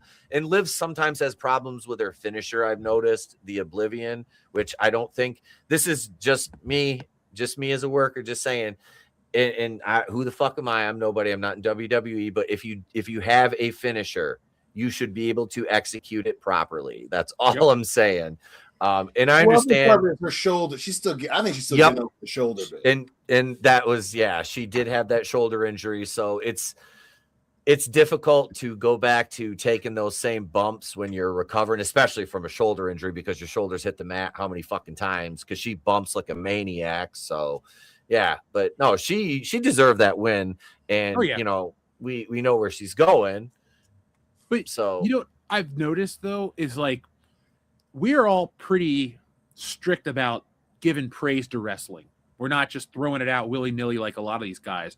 But AEW have you fans. noticed, like, today's wrestling, like, the women don't suck. A lot of the guys suck. Like, you know, I pulled up this list of 9 wrestlers. I look at them and I go, I don't really have an opinion on Julia because I've only watched her wrestle once or twice. But Which one I don't she? dislike the other 8. If you were to show me 9 male superstars, I probably would hate 7 of them. Because, like, I can't stand Cody Rhodes. I don't like Roman Reigns. I am okay with CM Punk these days because he's doing good work. And I'm just like, you know what? You might have been a cunt when I met you, but it's over and done with. But, like, you could show me so many of the women and the stories are better. Their matches tend to be better. I'm not simping for the ladies. It's just like the WWE puts more focus on their stories, and then the WrestleMania shit and the other big things just kind of feel slapped together. Like that men's rumble, and we talk about it in a minute, that thing sucked, the big one, dude. Like they didn't know what the fuck they were doing. It was poorly timed. This yeet shit ruined Brock Lesnar. Like, it was like monkeys were in the back just poking fucking buttons, and then Michael Hayes is saying a bunch of shit, and it all fell apart. I thought the men's rumble for 2026, I'll save it for a minute. Anything else you want to say about the women's rumble? Because damn it, I enjoyed it, and it was pretty fun. Nope. Good ending too. I was happy with who won. I'm a big we're a live fan base over here. You know, when Devin and I talk shit to each other, we go cry about it. So we are. I'm happy that she won. Considering where she is after she got injured. I think this would have happened earlier or later in 2025 had she not gotten hurt. I think that's the right fucking choice. I would prefer that she get in the WWE championship mix, but I'm not going to complain because I'm invested enough to follow. And to back up your point, ain't nothing wrong with squeezing for a little teasing because I think this is the best that the women's roster's ever been in the WWE, period. Yeah, like I was watching an old Raw on the bike today, and Trish Stratus came out, and I was like, okay, she's got this new gimmick, like an entire generation's first crush. That shit's real because I was looking at her from 01, and I was like, yep, Trish Stratus. But if you take her out of the loop, I will give you that comment because Trish is still, even though she's still around, like her trajectory of valet for TNA to Mr. McMahon's sex toy. By the end of the year, she's the women's world champion, and then she actually is respected and gets good for the next 5 years. Like, that's a trajectory that they don't give the women today because it's all like they got to build them a certain way because it's the new modern world. But Trish will always stand above them for me because she's hot and because she actually went through some shit to get to the top as a character. So she'll always have that top respect. But these ladies are pretty good. Rhea Ripley. It's weird. Rhea Ripley keeps falling out of favor for me. It's like I'm tired of the gimmick. I'm tired of it. It's like they're not booking her the right way to where I get behind her anymore. It's that she was overbooked for a minute. Then she was in this really good period where she was just hot and they didn't do too much to overexpose her. And now I'm just like, I want you to go to SmackDown. That's what I want. I don't want to see her every goddamn week. I'm not entertained by mommy anymore. You guys still big fans? I wouldn't say big fan. I like Rhea a lot. I'm over the Rio thing. My thing was they should have had a match at the Rumble instead. Do Saturday Night Event and do the Rumble. She's grown on me for sure. Again too. My thing is because she had been getting injured, so she looks smaller now. But I think that in terms of our homies online, Rhea gets overrated a lot. She's up there. I think she's one of the best in the business right now, but she's not like the best. She's not number 2. She's not number 3. Because to you and Pete's point, Rhea be fucking up a lot. She be hurting herself a lot. But she's a good. Her and Io have great chemistry. I love it. But yeah, I think she needs to be. Her and Io need to turn heel. Or they need to start doing cool shit because the thing that got me on Roman Reigns, he started saying and doing cool shit, and the whole get rid of the mommy thing, the fucking her and Io thing, like they're acting like they're together and shit. I'm just like, do cool stuff. It's too weird. This is not cool. She's not doing anything fucking cool anymore. And she needs to get back to being cool, not being her and Io are touching each other all the fucking times and hugging and stuff. I'm like, I don't want to watch Clueless. Rhea should not be a member in fucking Clueless. This ain't fucking Clueless. That's true. It's not. I would watch that porno though. Yeah. I see, and I'm not an Io Sky fan just as in terms of like her I style. love I'm not. I never really have been. I mean, I respect her work because she is a fucking talented, but I'm not a fan. In the tag team thing, yeah, to your point, Dion, it is.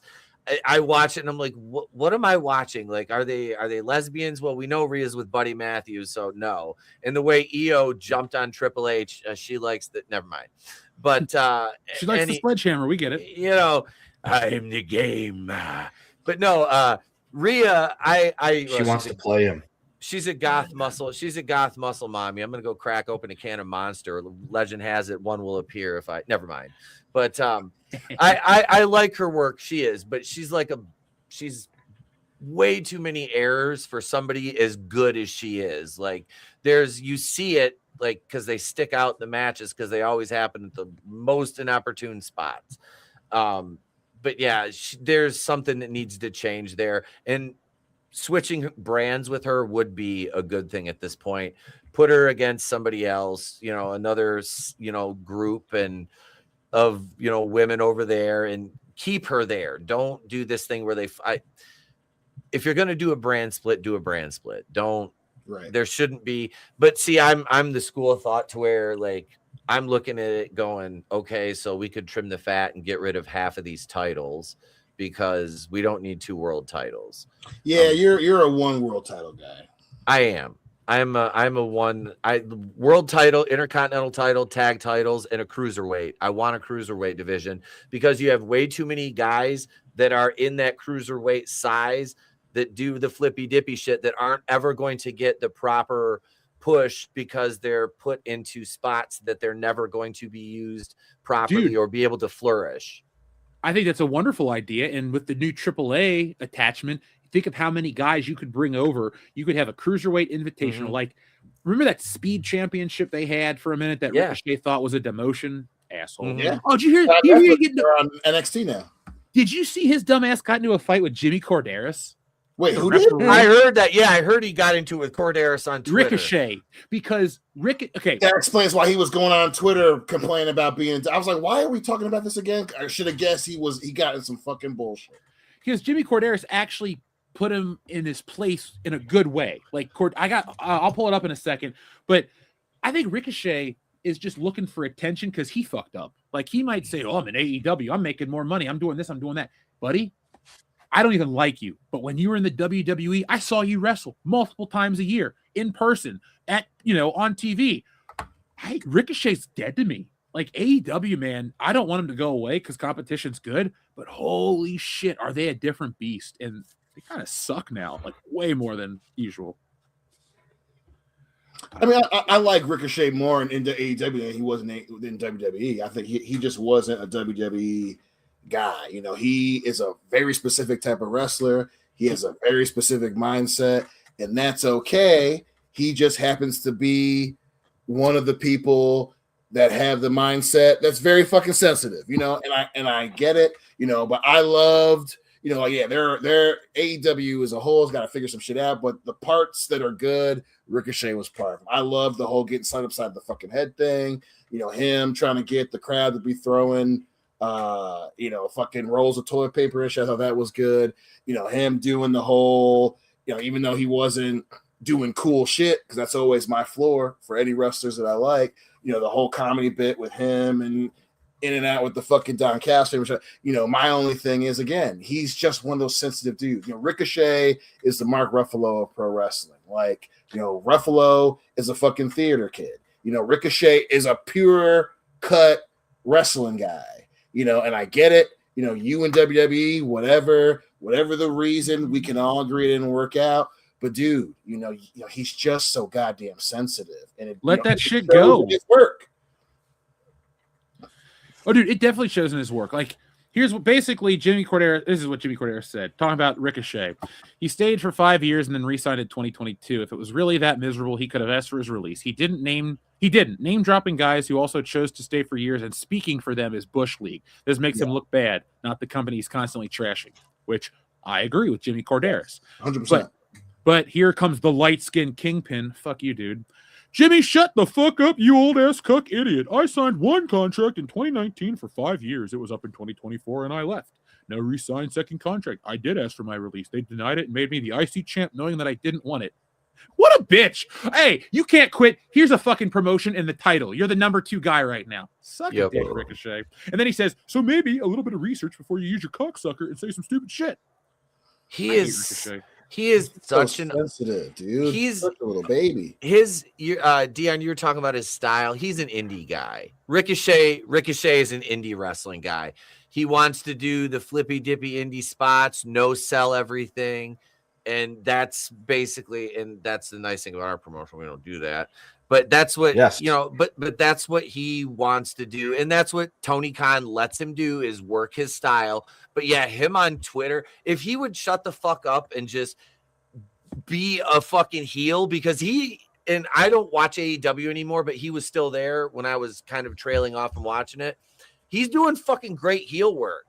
Like, his character wise, he's never been able to do character work like this ever before. And bro, you have Samantha Irvin. You've already fucking won. Yeah, like, dude. What the fuck are you mad about, dude? Yeah. Ricochet bro, is a fucking pizza cutter. All edge with no point. Oh, I like that. That was really calling him that from now on. He's my fucking boy right there. So the Royal Rumble featured 4 whole matches. Yay.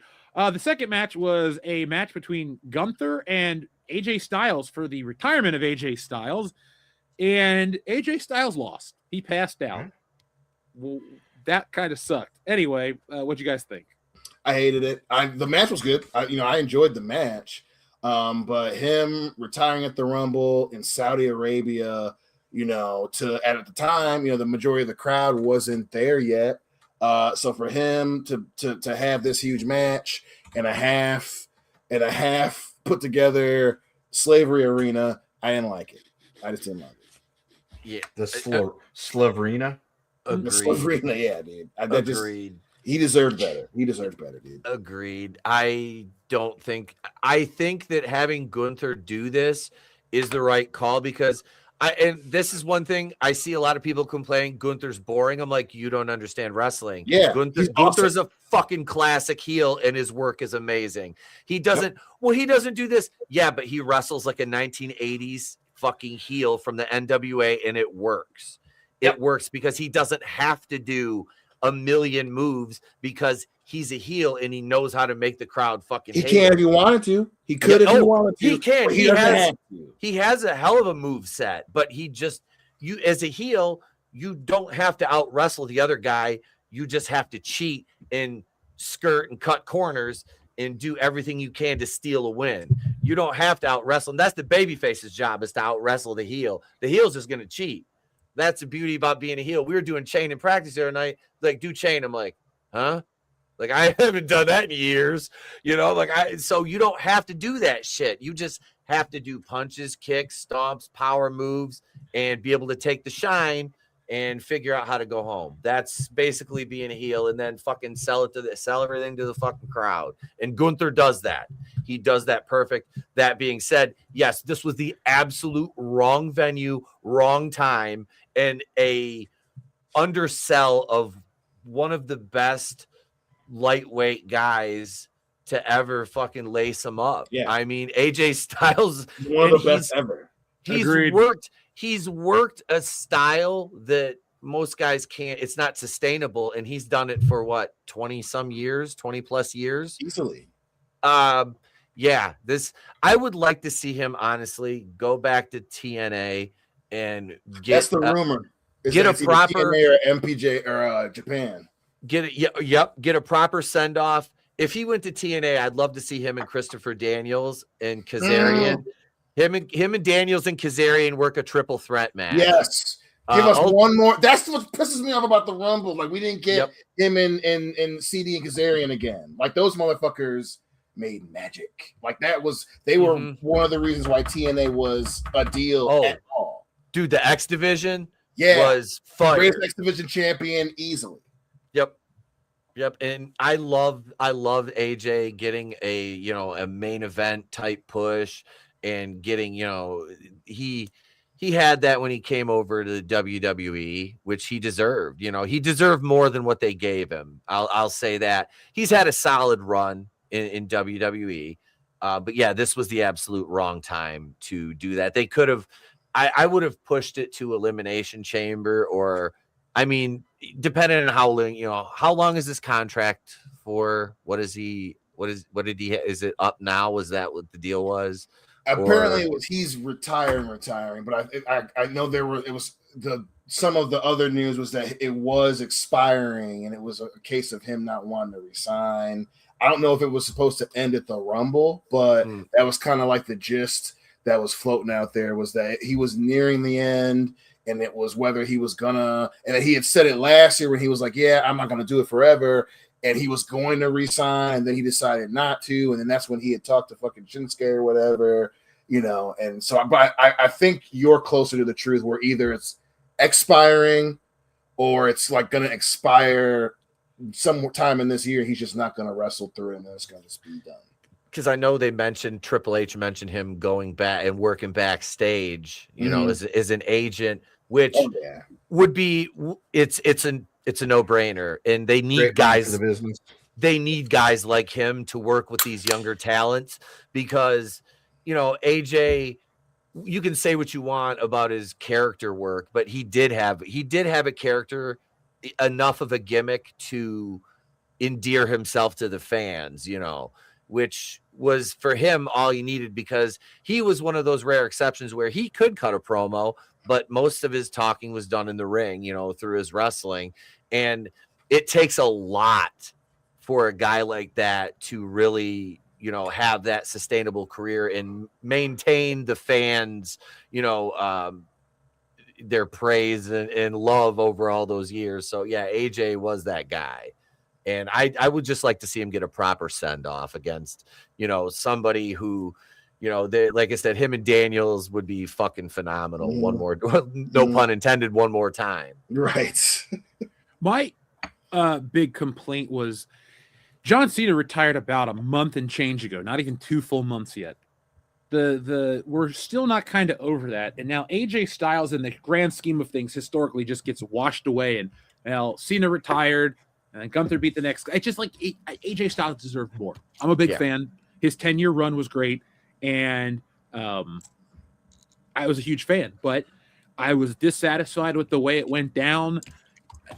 I don't think they're gonna, Gunther being the retirement guy, like, that's just making the world champion or something. Do something different. I'm already has to over go somewhere else. So hang on, I will give WWE credit, because I didn't watch the Royal Rumble. I didn't care. I watched something else and then proceeded to watch UFC and lose money with Dion. And if you're gonna watch wrestling, folks, be like me. Watch Super Shogun Wrestling. That is the best way to watch wrestling. It's on YouTube. There you go, Pete. Got your plug. Thank you. And I don't remember. Oh, so they WWE has botched the AJ retirement thing. They just put it out there. It's just whatever. But they're consistent because they fucked up his debut too. Let's go back in time 10 years or so. Let's get our boots on and go walking 10 years in the past. AJ Styles debuts at this Royal Rumble. Number 3 hits. Who is it? All of a sudden you pan out and there's this big screen, and all of a sudden you just see I Am Phenomenal. And everyone's like, holy shit, AJ Styles is in WWE. And what do we get? A fucking camera shot of Roman Reigns' dirt face for about 30 seconds. And then we get AJ Styles coming down to the ring, and by the time he's out there, he's already done the fucking thing, the P1. He's already done all that, and all we're knowing is that we don't want none. No, we don't want none, and Roman's dirt face. So it just seems to be consistent on WWE's part, so I'm okay with that. I mean, you're not wrong. After that disappointing match, we got Sami Zayn versus Drew McIntyre. Yeah, that happened. Clearly, I was into it. Sami Zayn didn't win the belt. Drew McIntyre has beat him 12 times in his career. This was kind of one of those title matches where you knew the outcome. They're not going to do anything big with the belt until at least the Chamber. So it kind of felt like an inert match overall. I won't call it the worst match of the night, but it wasn't great. What did you guys think? It was a usual Drew McIntyre match. It takes a lot for him to get pulled into it. Not a lot. I mean, I like Drew as a wrestler, but he has more man matches than he has. Damn, that was a good matches. And I liked it. We all kind of knew what was going to happen. I thought that we were at least going to get one of those shocking moments, and then he can just drop it at the chamber. But it was all right. I'm glad that Drew's champion now, but I was hoping for a little bit more pizzazz in that match. Pete, I absolutely detest Sami Zayn, and I always have on every level. I look at him as somebody who's at that level, and I just look at him and go, airport test. This guy looks like somebody I passed on the street walking into a coffee shop or literally in Walmart. Like, he doesn't look like a worker. I have zero. He has no aura. He has no presence. The best thing he ever did was work as El Generico because he had a mask on. Oof. Drew, the fact that he ended Gunther's title run and just to take the belt, I don't understand this guy at all. I can't with him. Drew McIntyre had the best heel run of his career last year. The guy looks like a wrestler. He's got presence. It's like carrying cross with me with Drew McIntyre. There's just something that's I like the guy. I think his work is great, but there's just something that's keeping him. And I know he's world champion right now, but is he WWE or world champion? WWE. That's right. He beat Cody at Saturday night's main event for the No, belt. it was they had the SmackDown in Germany. I think. Okay, that's right. It was in Germany. Thank you. That's right. So he actually has the main belt now. So I'm good with that. He deserved that a while ago. I don't know. I couldn't see them putting Zayn over at all on him in this match. But it's like, is he just a transitional champion is my thing. How long are they is he going to lose it at Chamber or carry it to Mania? As long as they don't give it back to Cody, we're fine. That experiment, they will. That experiment failed. And everybody that says Cody Rhodes is, one of the greatest and all this and his title run, I'm like, I never once saw Stone Cold when he won the title cry like a bitch into Vince McMahon's chest. Like he had to, because it's the belt they took away from his daddy in the garden, Pete. Don't you understand storytelling? Yeah, I don't really care about Dusty Rhodes in the WWE. Sorry. It's like Ric Flair in the WWE. His best work is outside of it. So make that title about Ric Flair's won the Rumble and won the belt, though, god dang it. Rick's got Ric that Flair's best work. Ric Flair's best work was not the 92 Rumble. It was at Survivor Series 91, in which he helped put the chair underneath the Hulk Hogan there, and the Undertaker won the title. You got me, brother. Yeah. You had me too. And at the same time, the Undertaker destroyed Hulk Hogan's neck, even though it came 6 inches from the chair. But that is not the point that we're talking about today. We're not here to shame a world title match that featured 2 dead men. We're here to talk about how I think, and I'm not here to steal Pete's thunder, what he was going to say about Cody Rhodes and the fruit of his loins. It is about Sami Zayn being the regional icon for that area, and we had him crushed to show Scotto Americano supremacy, to say, look, we gave you the Rumble, but if you think for a minute that you were going to let your boy go over in his hometown, this is the WWE, boys. That shit don't happen. We make you lose in your hometown unless your name's Charlotte Flair. That's true. Well, or The Rock. They let The Rock win in Miami. True. Okay, so that match is over, thankfully. And now we have the Royal Rumble match, which is the 30-man Royal Rumble.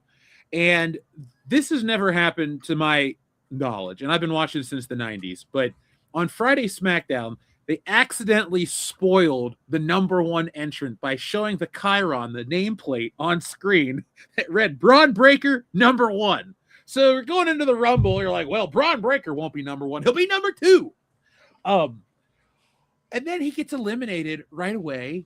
Yeah. And they're building a story, which I don't give a shit about because they just did the Masked Man gimmick 4 months ago at Survivor Series War Games, and it's now the same story again. They did it 5 times in 2025, dude.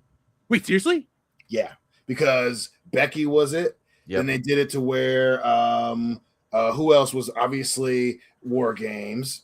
Fucking Fatu did it, and then I'm missing one. But yeah, it was 5 times, so that made 6.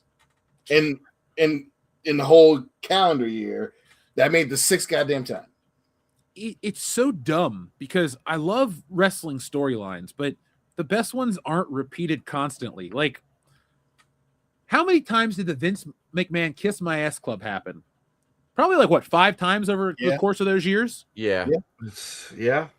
It wasn't the greatest segment, but it was something that was unique and funny, and you're just like, oh God, another one.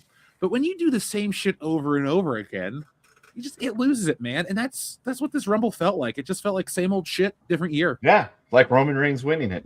Yep. Oh yeah.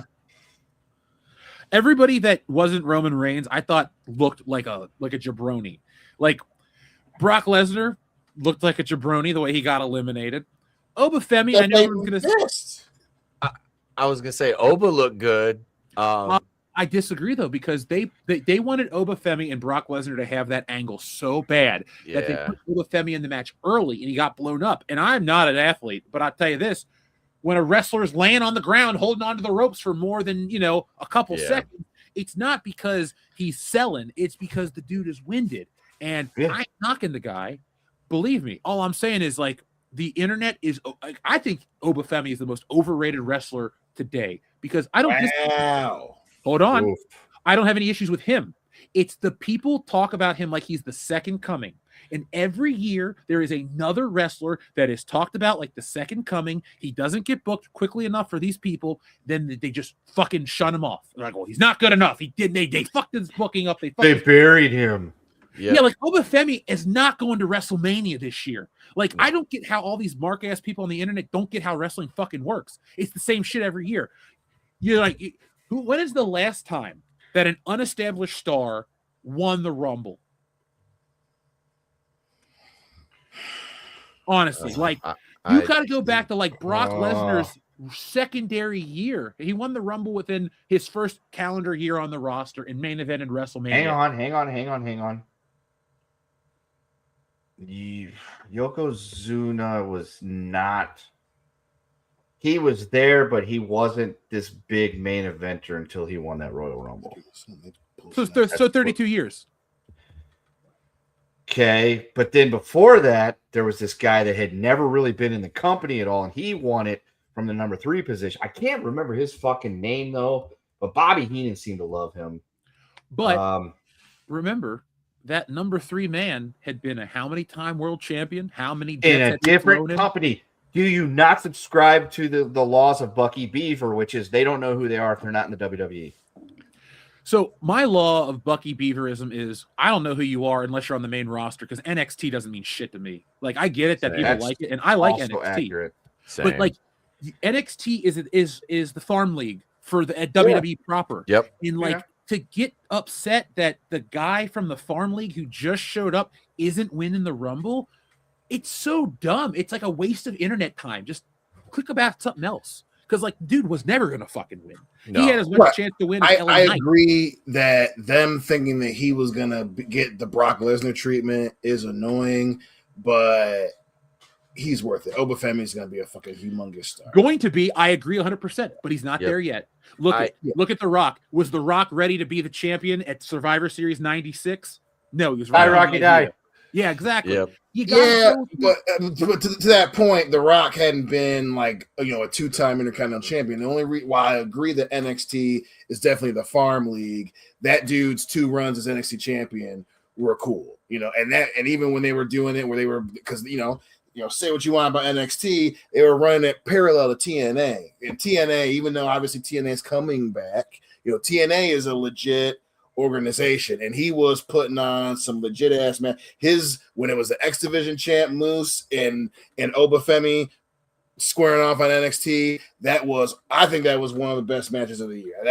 So to add, just I would say don't hesitate to add some salt on that gumbo that you're making over there, because while NXT is the farm league right now, this Obafemi and NXT was the equivalent of us seeing Cam Newton in college. Yeah, college is the college leagues, but that motherfucker, won the highs in the 1 year at Auburn. Everyone knew that dude's gonna be playing on Sunday afternoons. So that's the only thing I want to say. That dude is legit that good. I mean, he shouldn't have won, but if they did a better job of booking him close to that, like he should have been in the Final Four, and it would have been believable, because that dude, he is not the Rocket Survivor Series. That's for goddamn sure. Dion, I got some salt for your gumbo. Stat Pafford just won the MVP of the NFL. So there you go, Matt Stafford MVP. Ooh, everything good happens when you leave Detroit, apparently. God damn it. They say the same thing about Cincinnati too. So, maybe Joe Burrow will go somewhere else. And we have world champions in Cincinnati and in Detroit. God damn it, we do. We'll take Joe Burrow for Jared Goof. We'll take Joe Burrow. We're not take Joe Burrow for David Goof. Don't be that to my brothers in Cincinnati. They deserve it. Just get a better owner. No, what's going to happen is fucking Joe Burrow is going to get traded to Minnesota, like you and I talked about the other day, and you're going to be like, God damn it, why did they trade him to Minnesota? It's like, yeah. He gets to rain shit on you twice a God year damn with it. Justin Jefferson. Yeah. If football gods hate us, that's probably what's going to happen. Yeah. I want to go back to the Obafemi thing. Yeah. Of course. I like them giving him some eliminations, give him a chance to show out a little bit. Yeah. Having him come in where they did, probably a mistake. Yeah, he's a big fucking guy. I mean, he's 6'6", 310. His ring cardio for a match like that, and this is you get blown up so fast in a Rumble, because like a normal match, I don't get blown up anymore because I know I pace myself and I can work quick, but I don't. But you're in a match with that many people out there and that much going on, plus the adrenaline from your entrance. By the time you get to the ring, you'll probably be sucking wind a little bit, just because that adrenaline hits you, and it takes a lot out of you. But yeah, they didn't give him the proper justice. No, that guy's a star in the making, man. He is. He's bound for a main event eventually. Give him a little time. That's the thing. Like everybody, like you're talking about, Jeff, everybody wants everything now. They want it now. They see him, he's here now. It's like, I don't like Triple H's booking. I don't like Triple H. I don't like him. I don't like him. I don't like his booking. I don't like the way they're running the company at all.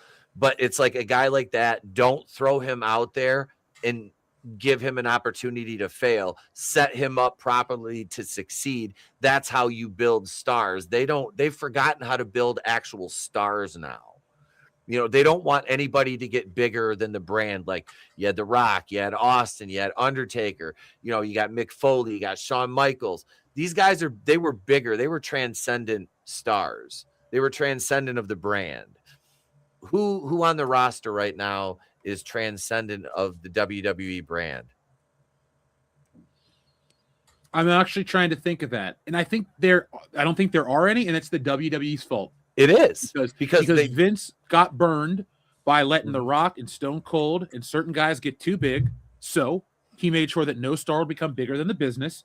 Now nobody's an actual star. Like John Cena and Batista are the last actual stars to come from the WWE. I would say Brock counts. Because he's crossed over. But to your point, hold on, though. Brock Lesnar had to go back to wrestling. He went to OVW. Right. That's the only reason why Brock is a star, because he left to go to the NFL. That didn't work out, and then he went and it used to be number 4, but he had a top 5 highest selling UFC pay-per-view ever. So that one happened despite Vince McMahon. But that's what I'm saying. Mm-hmm. That proves your point. No, and people in the chat are like, what about Randy Orton? We don't mean like a WWE star. Randy Orton, yeah.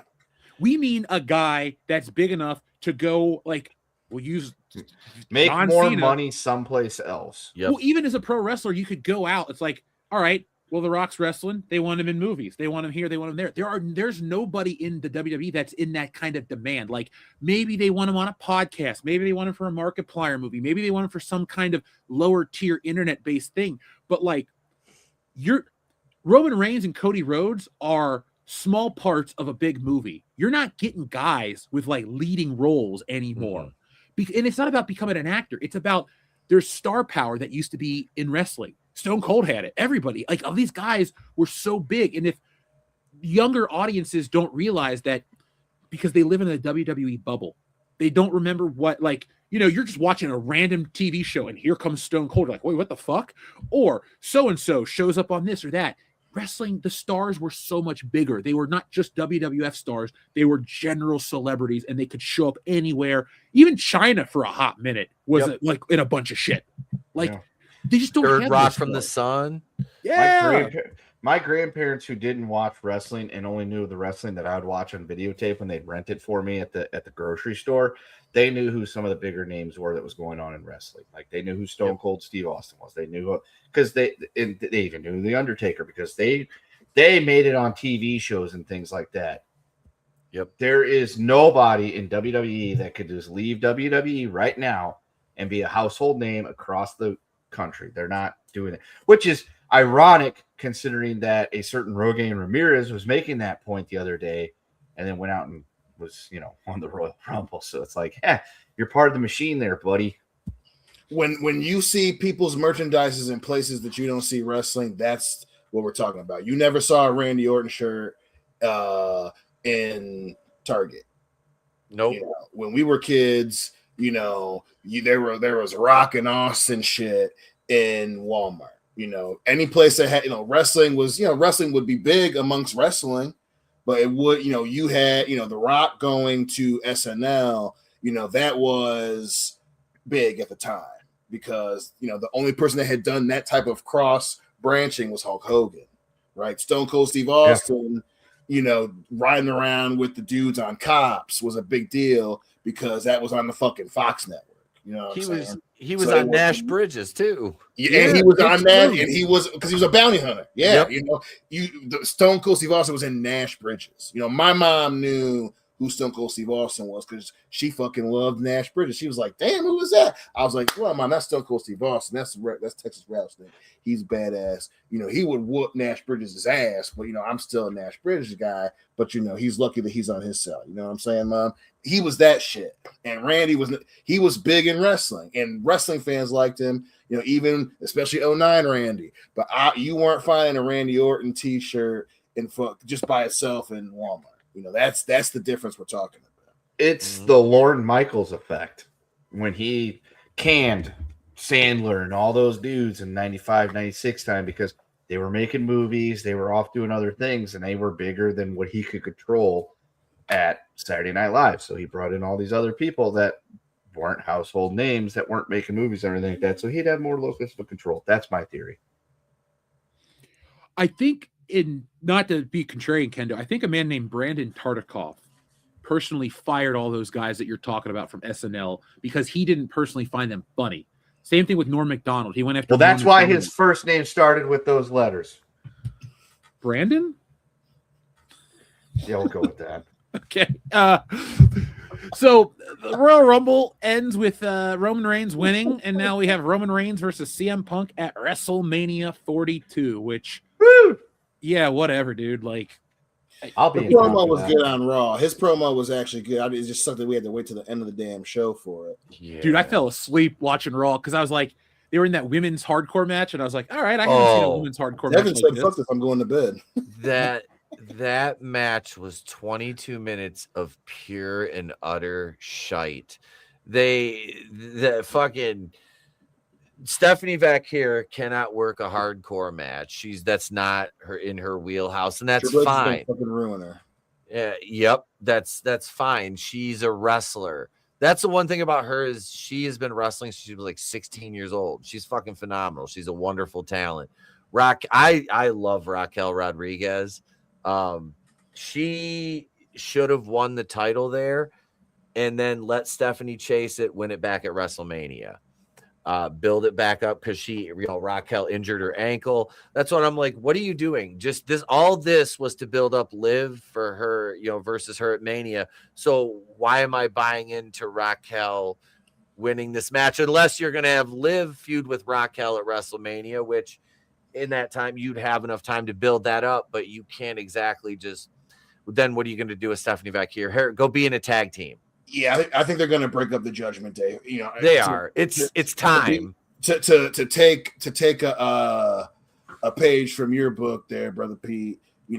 This would have been the time to make the Judgment Day fucking cool. Like you could have had it where fucking Raquel wins here, Liv's going to go after the WWE title, and you say Finn's going after the men's world title, dude. Like the Judgment Day could be doing some cool shit right now. Yep. I think you're right. They're gonna try and build it for Raquel and Liv. I'm guessing that they're trying to turn Raquel face at some point because now she's big sexy and all this stuff. Yep. So yeah, I'm with they're sacrificing something that we can still get some fucking juice from this London. Yep. She is big. Do you find her sexy? Because I like her more than I used to. Before I was like, oh, it's just the back lady that turns around and flexes. She's a tall thickum, so her being thick was always going to give her some points in Dion's book. You know what I'm saying? Amen, brother. Amen.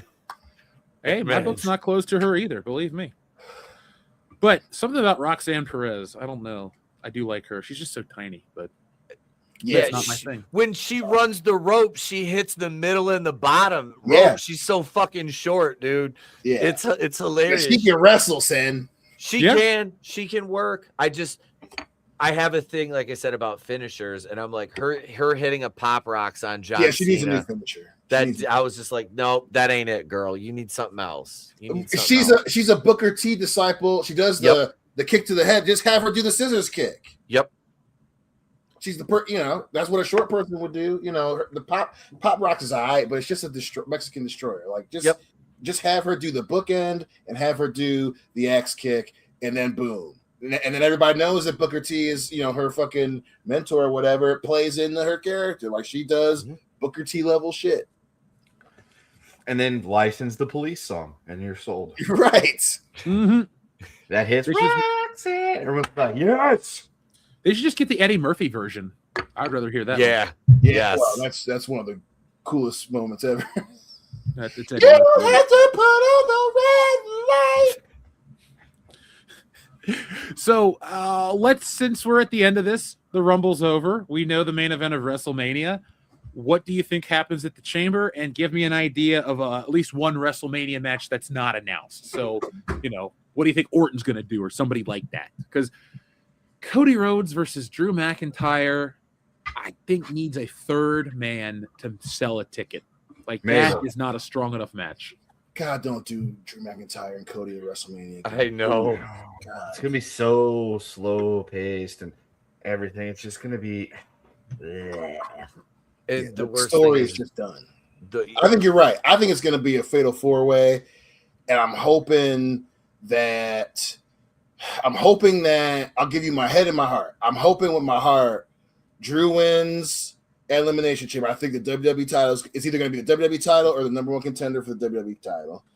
If it's the title, Drew retains by Drew fuckery, and then they do Fatu, Cody, and Randy. I think they're going to do a fatal 4-way at Mania, and Randy's finally going to turn on Cody, and then I don't think they're putting the belt on Fatu, and I think Drew's going to finally leave Mania with the belt.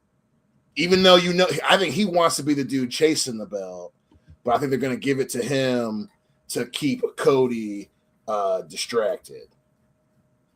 And it pisses me off, but I think Punk's going to have the title in the Chamber, and he's going to retain. And either that's when Seth's going to come back and then just take the rest of the time, or they're going to do it with like Finn is in the Chamber, loses, and fucks Punk up or something. I don't want to be super negative, but like this return to Vegas with such a weak possible card and the way the wrestling is, like I will watch WrestleMania, but I don't feel special about it, guys. I'm just I don't blame you. ambivalent. Is it possible that they could be doing that on purpose in order to say, look, we did WrestleMania and it just didn't work here, so we got to go to Saudi Arabia. I mean, 43 is already Saudi Arabia. I would not put it past TKO, not one bit. And they say, hey, look, we're going to Saudi Arabia for WrestleMania 43, and maybe we're going to go to London for WrestleMania 30, because Americans just don't want WrestleMania anymore. They're priming for a sale to the Saudis. That's what this is all building towards, is TKO offloading WWE to Saudi Arabia. Book it. It's within a couple of years, it'll happen. I, for one, Steven welcome Richard the too? new Saudi overlords, and Saudi wrestling entertainment is, as we call it around these parts, is going to be great. I don't know if they're going to sell outright, but I think we're going to get a Raw or SmackDown is out of Saudi Arabia, and whatever one that they don't choose, they're going to use for the Western market. I think we're going to get one in Dubai.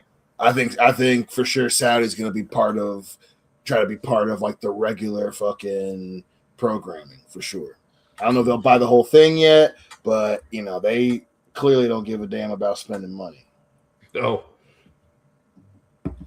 I don't know how I'll feel about Saudi-owned WWE. It won't be a political thing. I won't take a hard stance, but I don't think it'll be any better than it is, because if this is what they're selling the Saudis and they say the Saudis buy it, it would be the same produced product. It would be full of commercials. It'd be fake as hell. I don't need wrestlers to kill each other in the ring, and I don't need tons of blood. When I say I want Attitude Era wrestling, I want year 2000 wrestling, which means full storylines, big matches at big pay-per-views, and every once in a while you can have some blood. I don't need to see people on thumbtacks and shit. But, maybe at Backlash or maybe at SummerSlam or something, give me a ladder match. Extreme Rules. Well, see, that's the thing, though. I don't like branded pay-per-views, and I don't like Extreme Rules to have Extreme Rules matches. I hate the Hell in a Cell or Elimination Chamber or pay-per-views. They should just be events that happen when the story calls for it. Not just, hey, it's February, let's fucking do the Chamber. No mercy. Yep.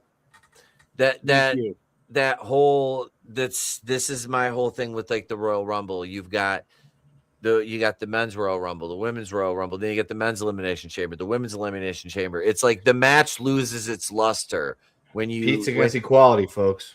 I absolutely am in terms of wrestling, as far as the men's and the women's events go. And the only reason I say that, massage therapist. Yes, sir. I'm licensed in 48 states and Puerto Rico.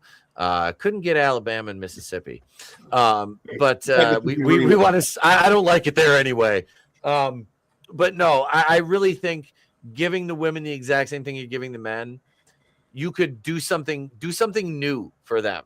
Make a new concept. It's like the women's War Games match. It's like, I get it. You want to, give them the same opportunity, but at the same time, you could do something specific to them, like the Women's Evolution pay-per-view. Was I a huge fan of it? No. Did I watch it? Yeah, because I was interested to see how some of the matches turned out, But yeah, I don't think you should have an entire Elimination Chamber show. No, the match should only be there when the story calls for it. When you absolutely need it. It's like you said with the blood and shit in the matches. As a wrestler, I'm not going to go work an opening match with a feud and somebody and get color for them. I mean, unless it's an angle where it's like, it's going to be really dope if, you come out of this match bleeding and you do this, hit me with a chair in the head and, I cut an impassioned promo, blah, blah, blah. All right. But it doesn't need it until the conclusion of a story should be this epic blow off match. If you're going to do a hardcore match, yeah, you're going to see some blood. There's going to be weapons involved. But until then, you don't need to involve that shit. It's like I said, it's the same thing with the Elimination Chamber stuff. I guess we'll talk about wrestling next time when the Chamber shows up. Maybe we should do it like we don't talk about wrestling every week, but we definitely hit it during the pay-per-views. How's that sound? Oh yeah, I can dig that. All right. Because it's fun to talk about it. I know a lot of our fans don't love it, but a lot do support whatever we do. So thank you guys. Talking about support though, our friend Zombie Box Review says Pete is criminally underrated. He should have at least 10,000 subs by now. Also, a great guy to catch live. Thank you, man. Thank you. I've hung out with him. It's kind of overrated. I am overrated. I Well- talk to him on a fairly daily basis, and I can take it or leave it. He's a lot of fun. I appreciate With that. he's a lot of fun at weddings. He is. I was so jealous of you guys. I'm in the fucking wedding, and you're over there having the time of your lives, and I'm just We like, had a great time. That was so much fun. It really was. We memed you though. Yeah, Predator. Yeah, I remember that. We memed you. We made a thing out of sitting at that table all together. It was like, hey, let's take pictures of people and put the Predator dots on them. Yeah. And Well, at least Pete the effort watched. Daddy was awesome. Yeah, and to go back to last week, Pete was in the room with us watching Space Jam 2, where Dion clearly thought Nick was there. Yep.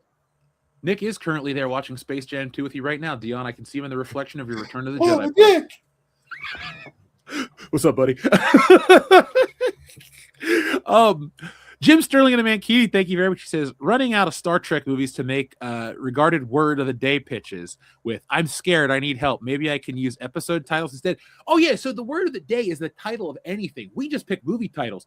It could be songs, like Every Dunce Rules the World, or Every Dunce Wants to Rule the World. It could be TV shows. It just has to be an official title of anything. TV, you name it. We'll accept it. Just make us laugh. That's all we ask you to do. Like, our rule of thumb is get our attention in a positive way, and you too can be listener of the week. So everybody's listener of the week this week, since we didn't give you guys a prompt for that. Yeah. Clone Geek, yes, Loudy's wedding is still going on, some would say, and as somebody who's been published by the Wall Street Journal, I take your word for it. So congratulations to you, buddy. I saw that message and I was like, oh shit. I was looking back at the archives. So congratulations, man. We got a lot of world-class people in the chat, folks. Let's grow this thing. Man. Yeah, man. So, guys, I think it's a 2.5 hour show is a good place to put a pin in it. Where can we find you on the internet, Pete? You can find me at Wrestling with Horror 420 right here on YouTube. You can find me on X at N80Pete. I am on the TikTok at Wrestling with Horror. And we do a weekly live stream on Tuesday nights called Tuesday Night Terror Vision. We're reviewing Slumber Party Massacre with myself, J-Man, and my tag team partner, Killer Pizza Video, who has a dope YouTube channel as well. Yeah, we're going to talk about Slumber Party Massacre, and I'll have another wrestling rant video or two out next week.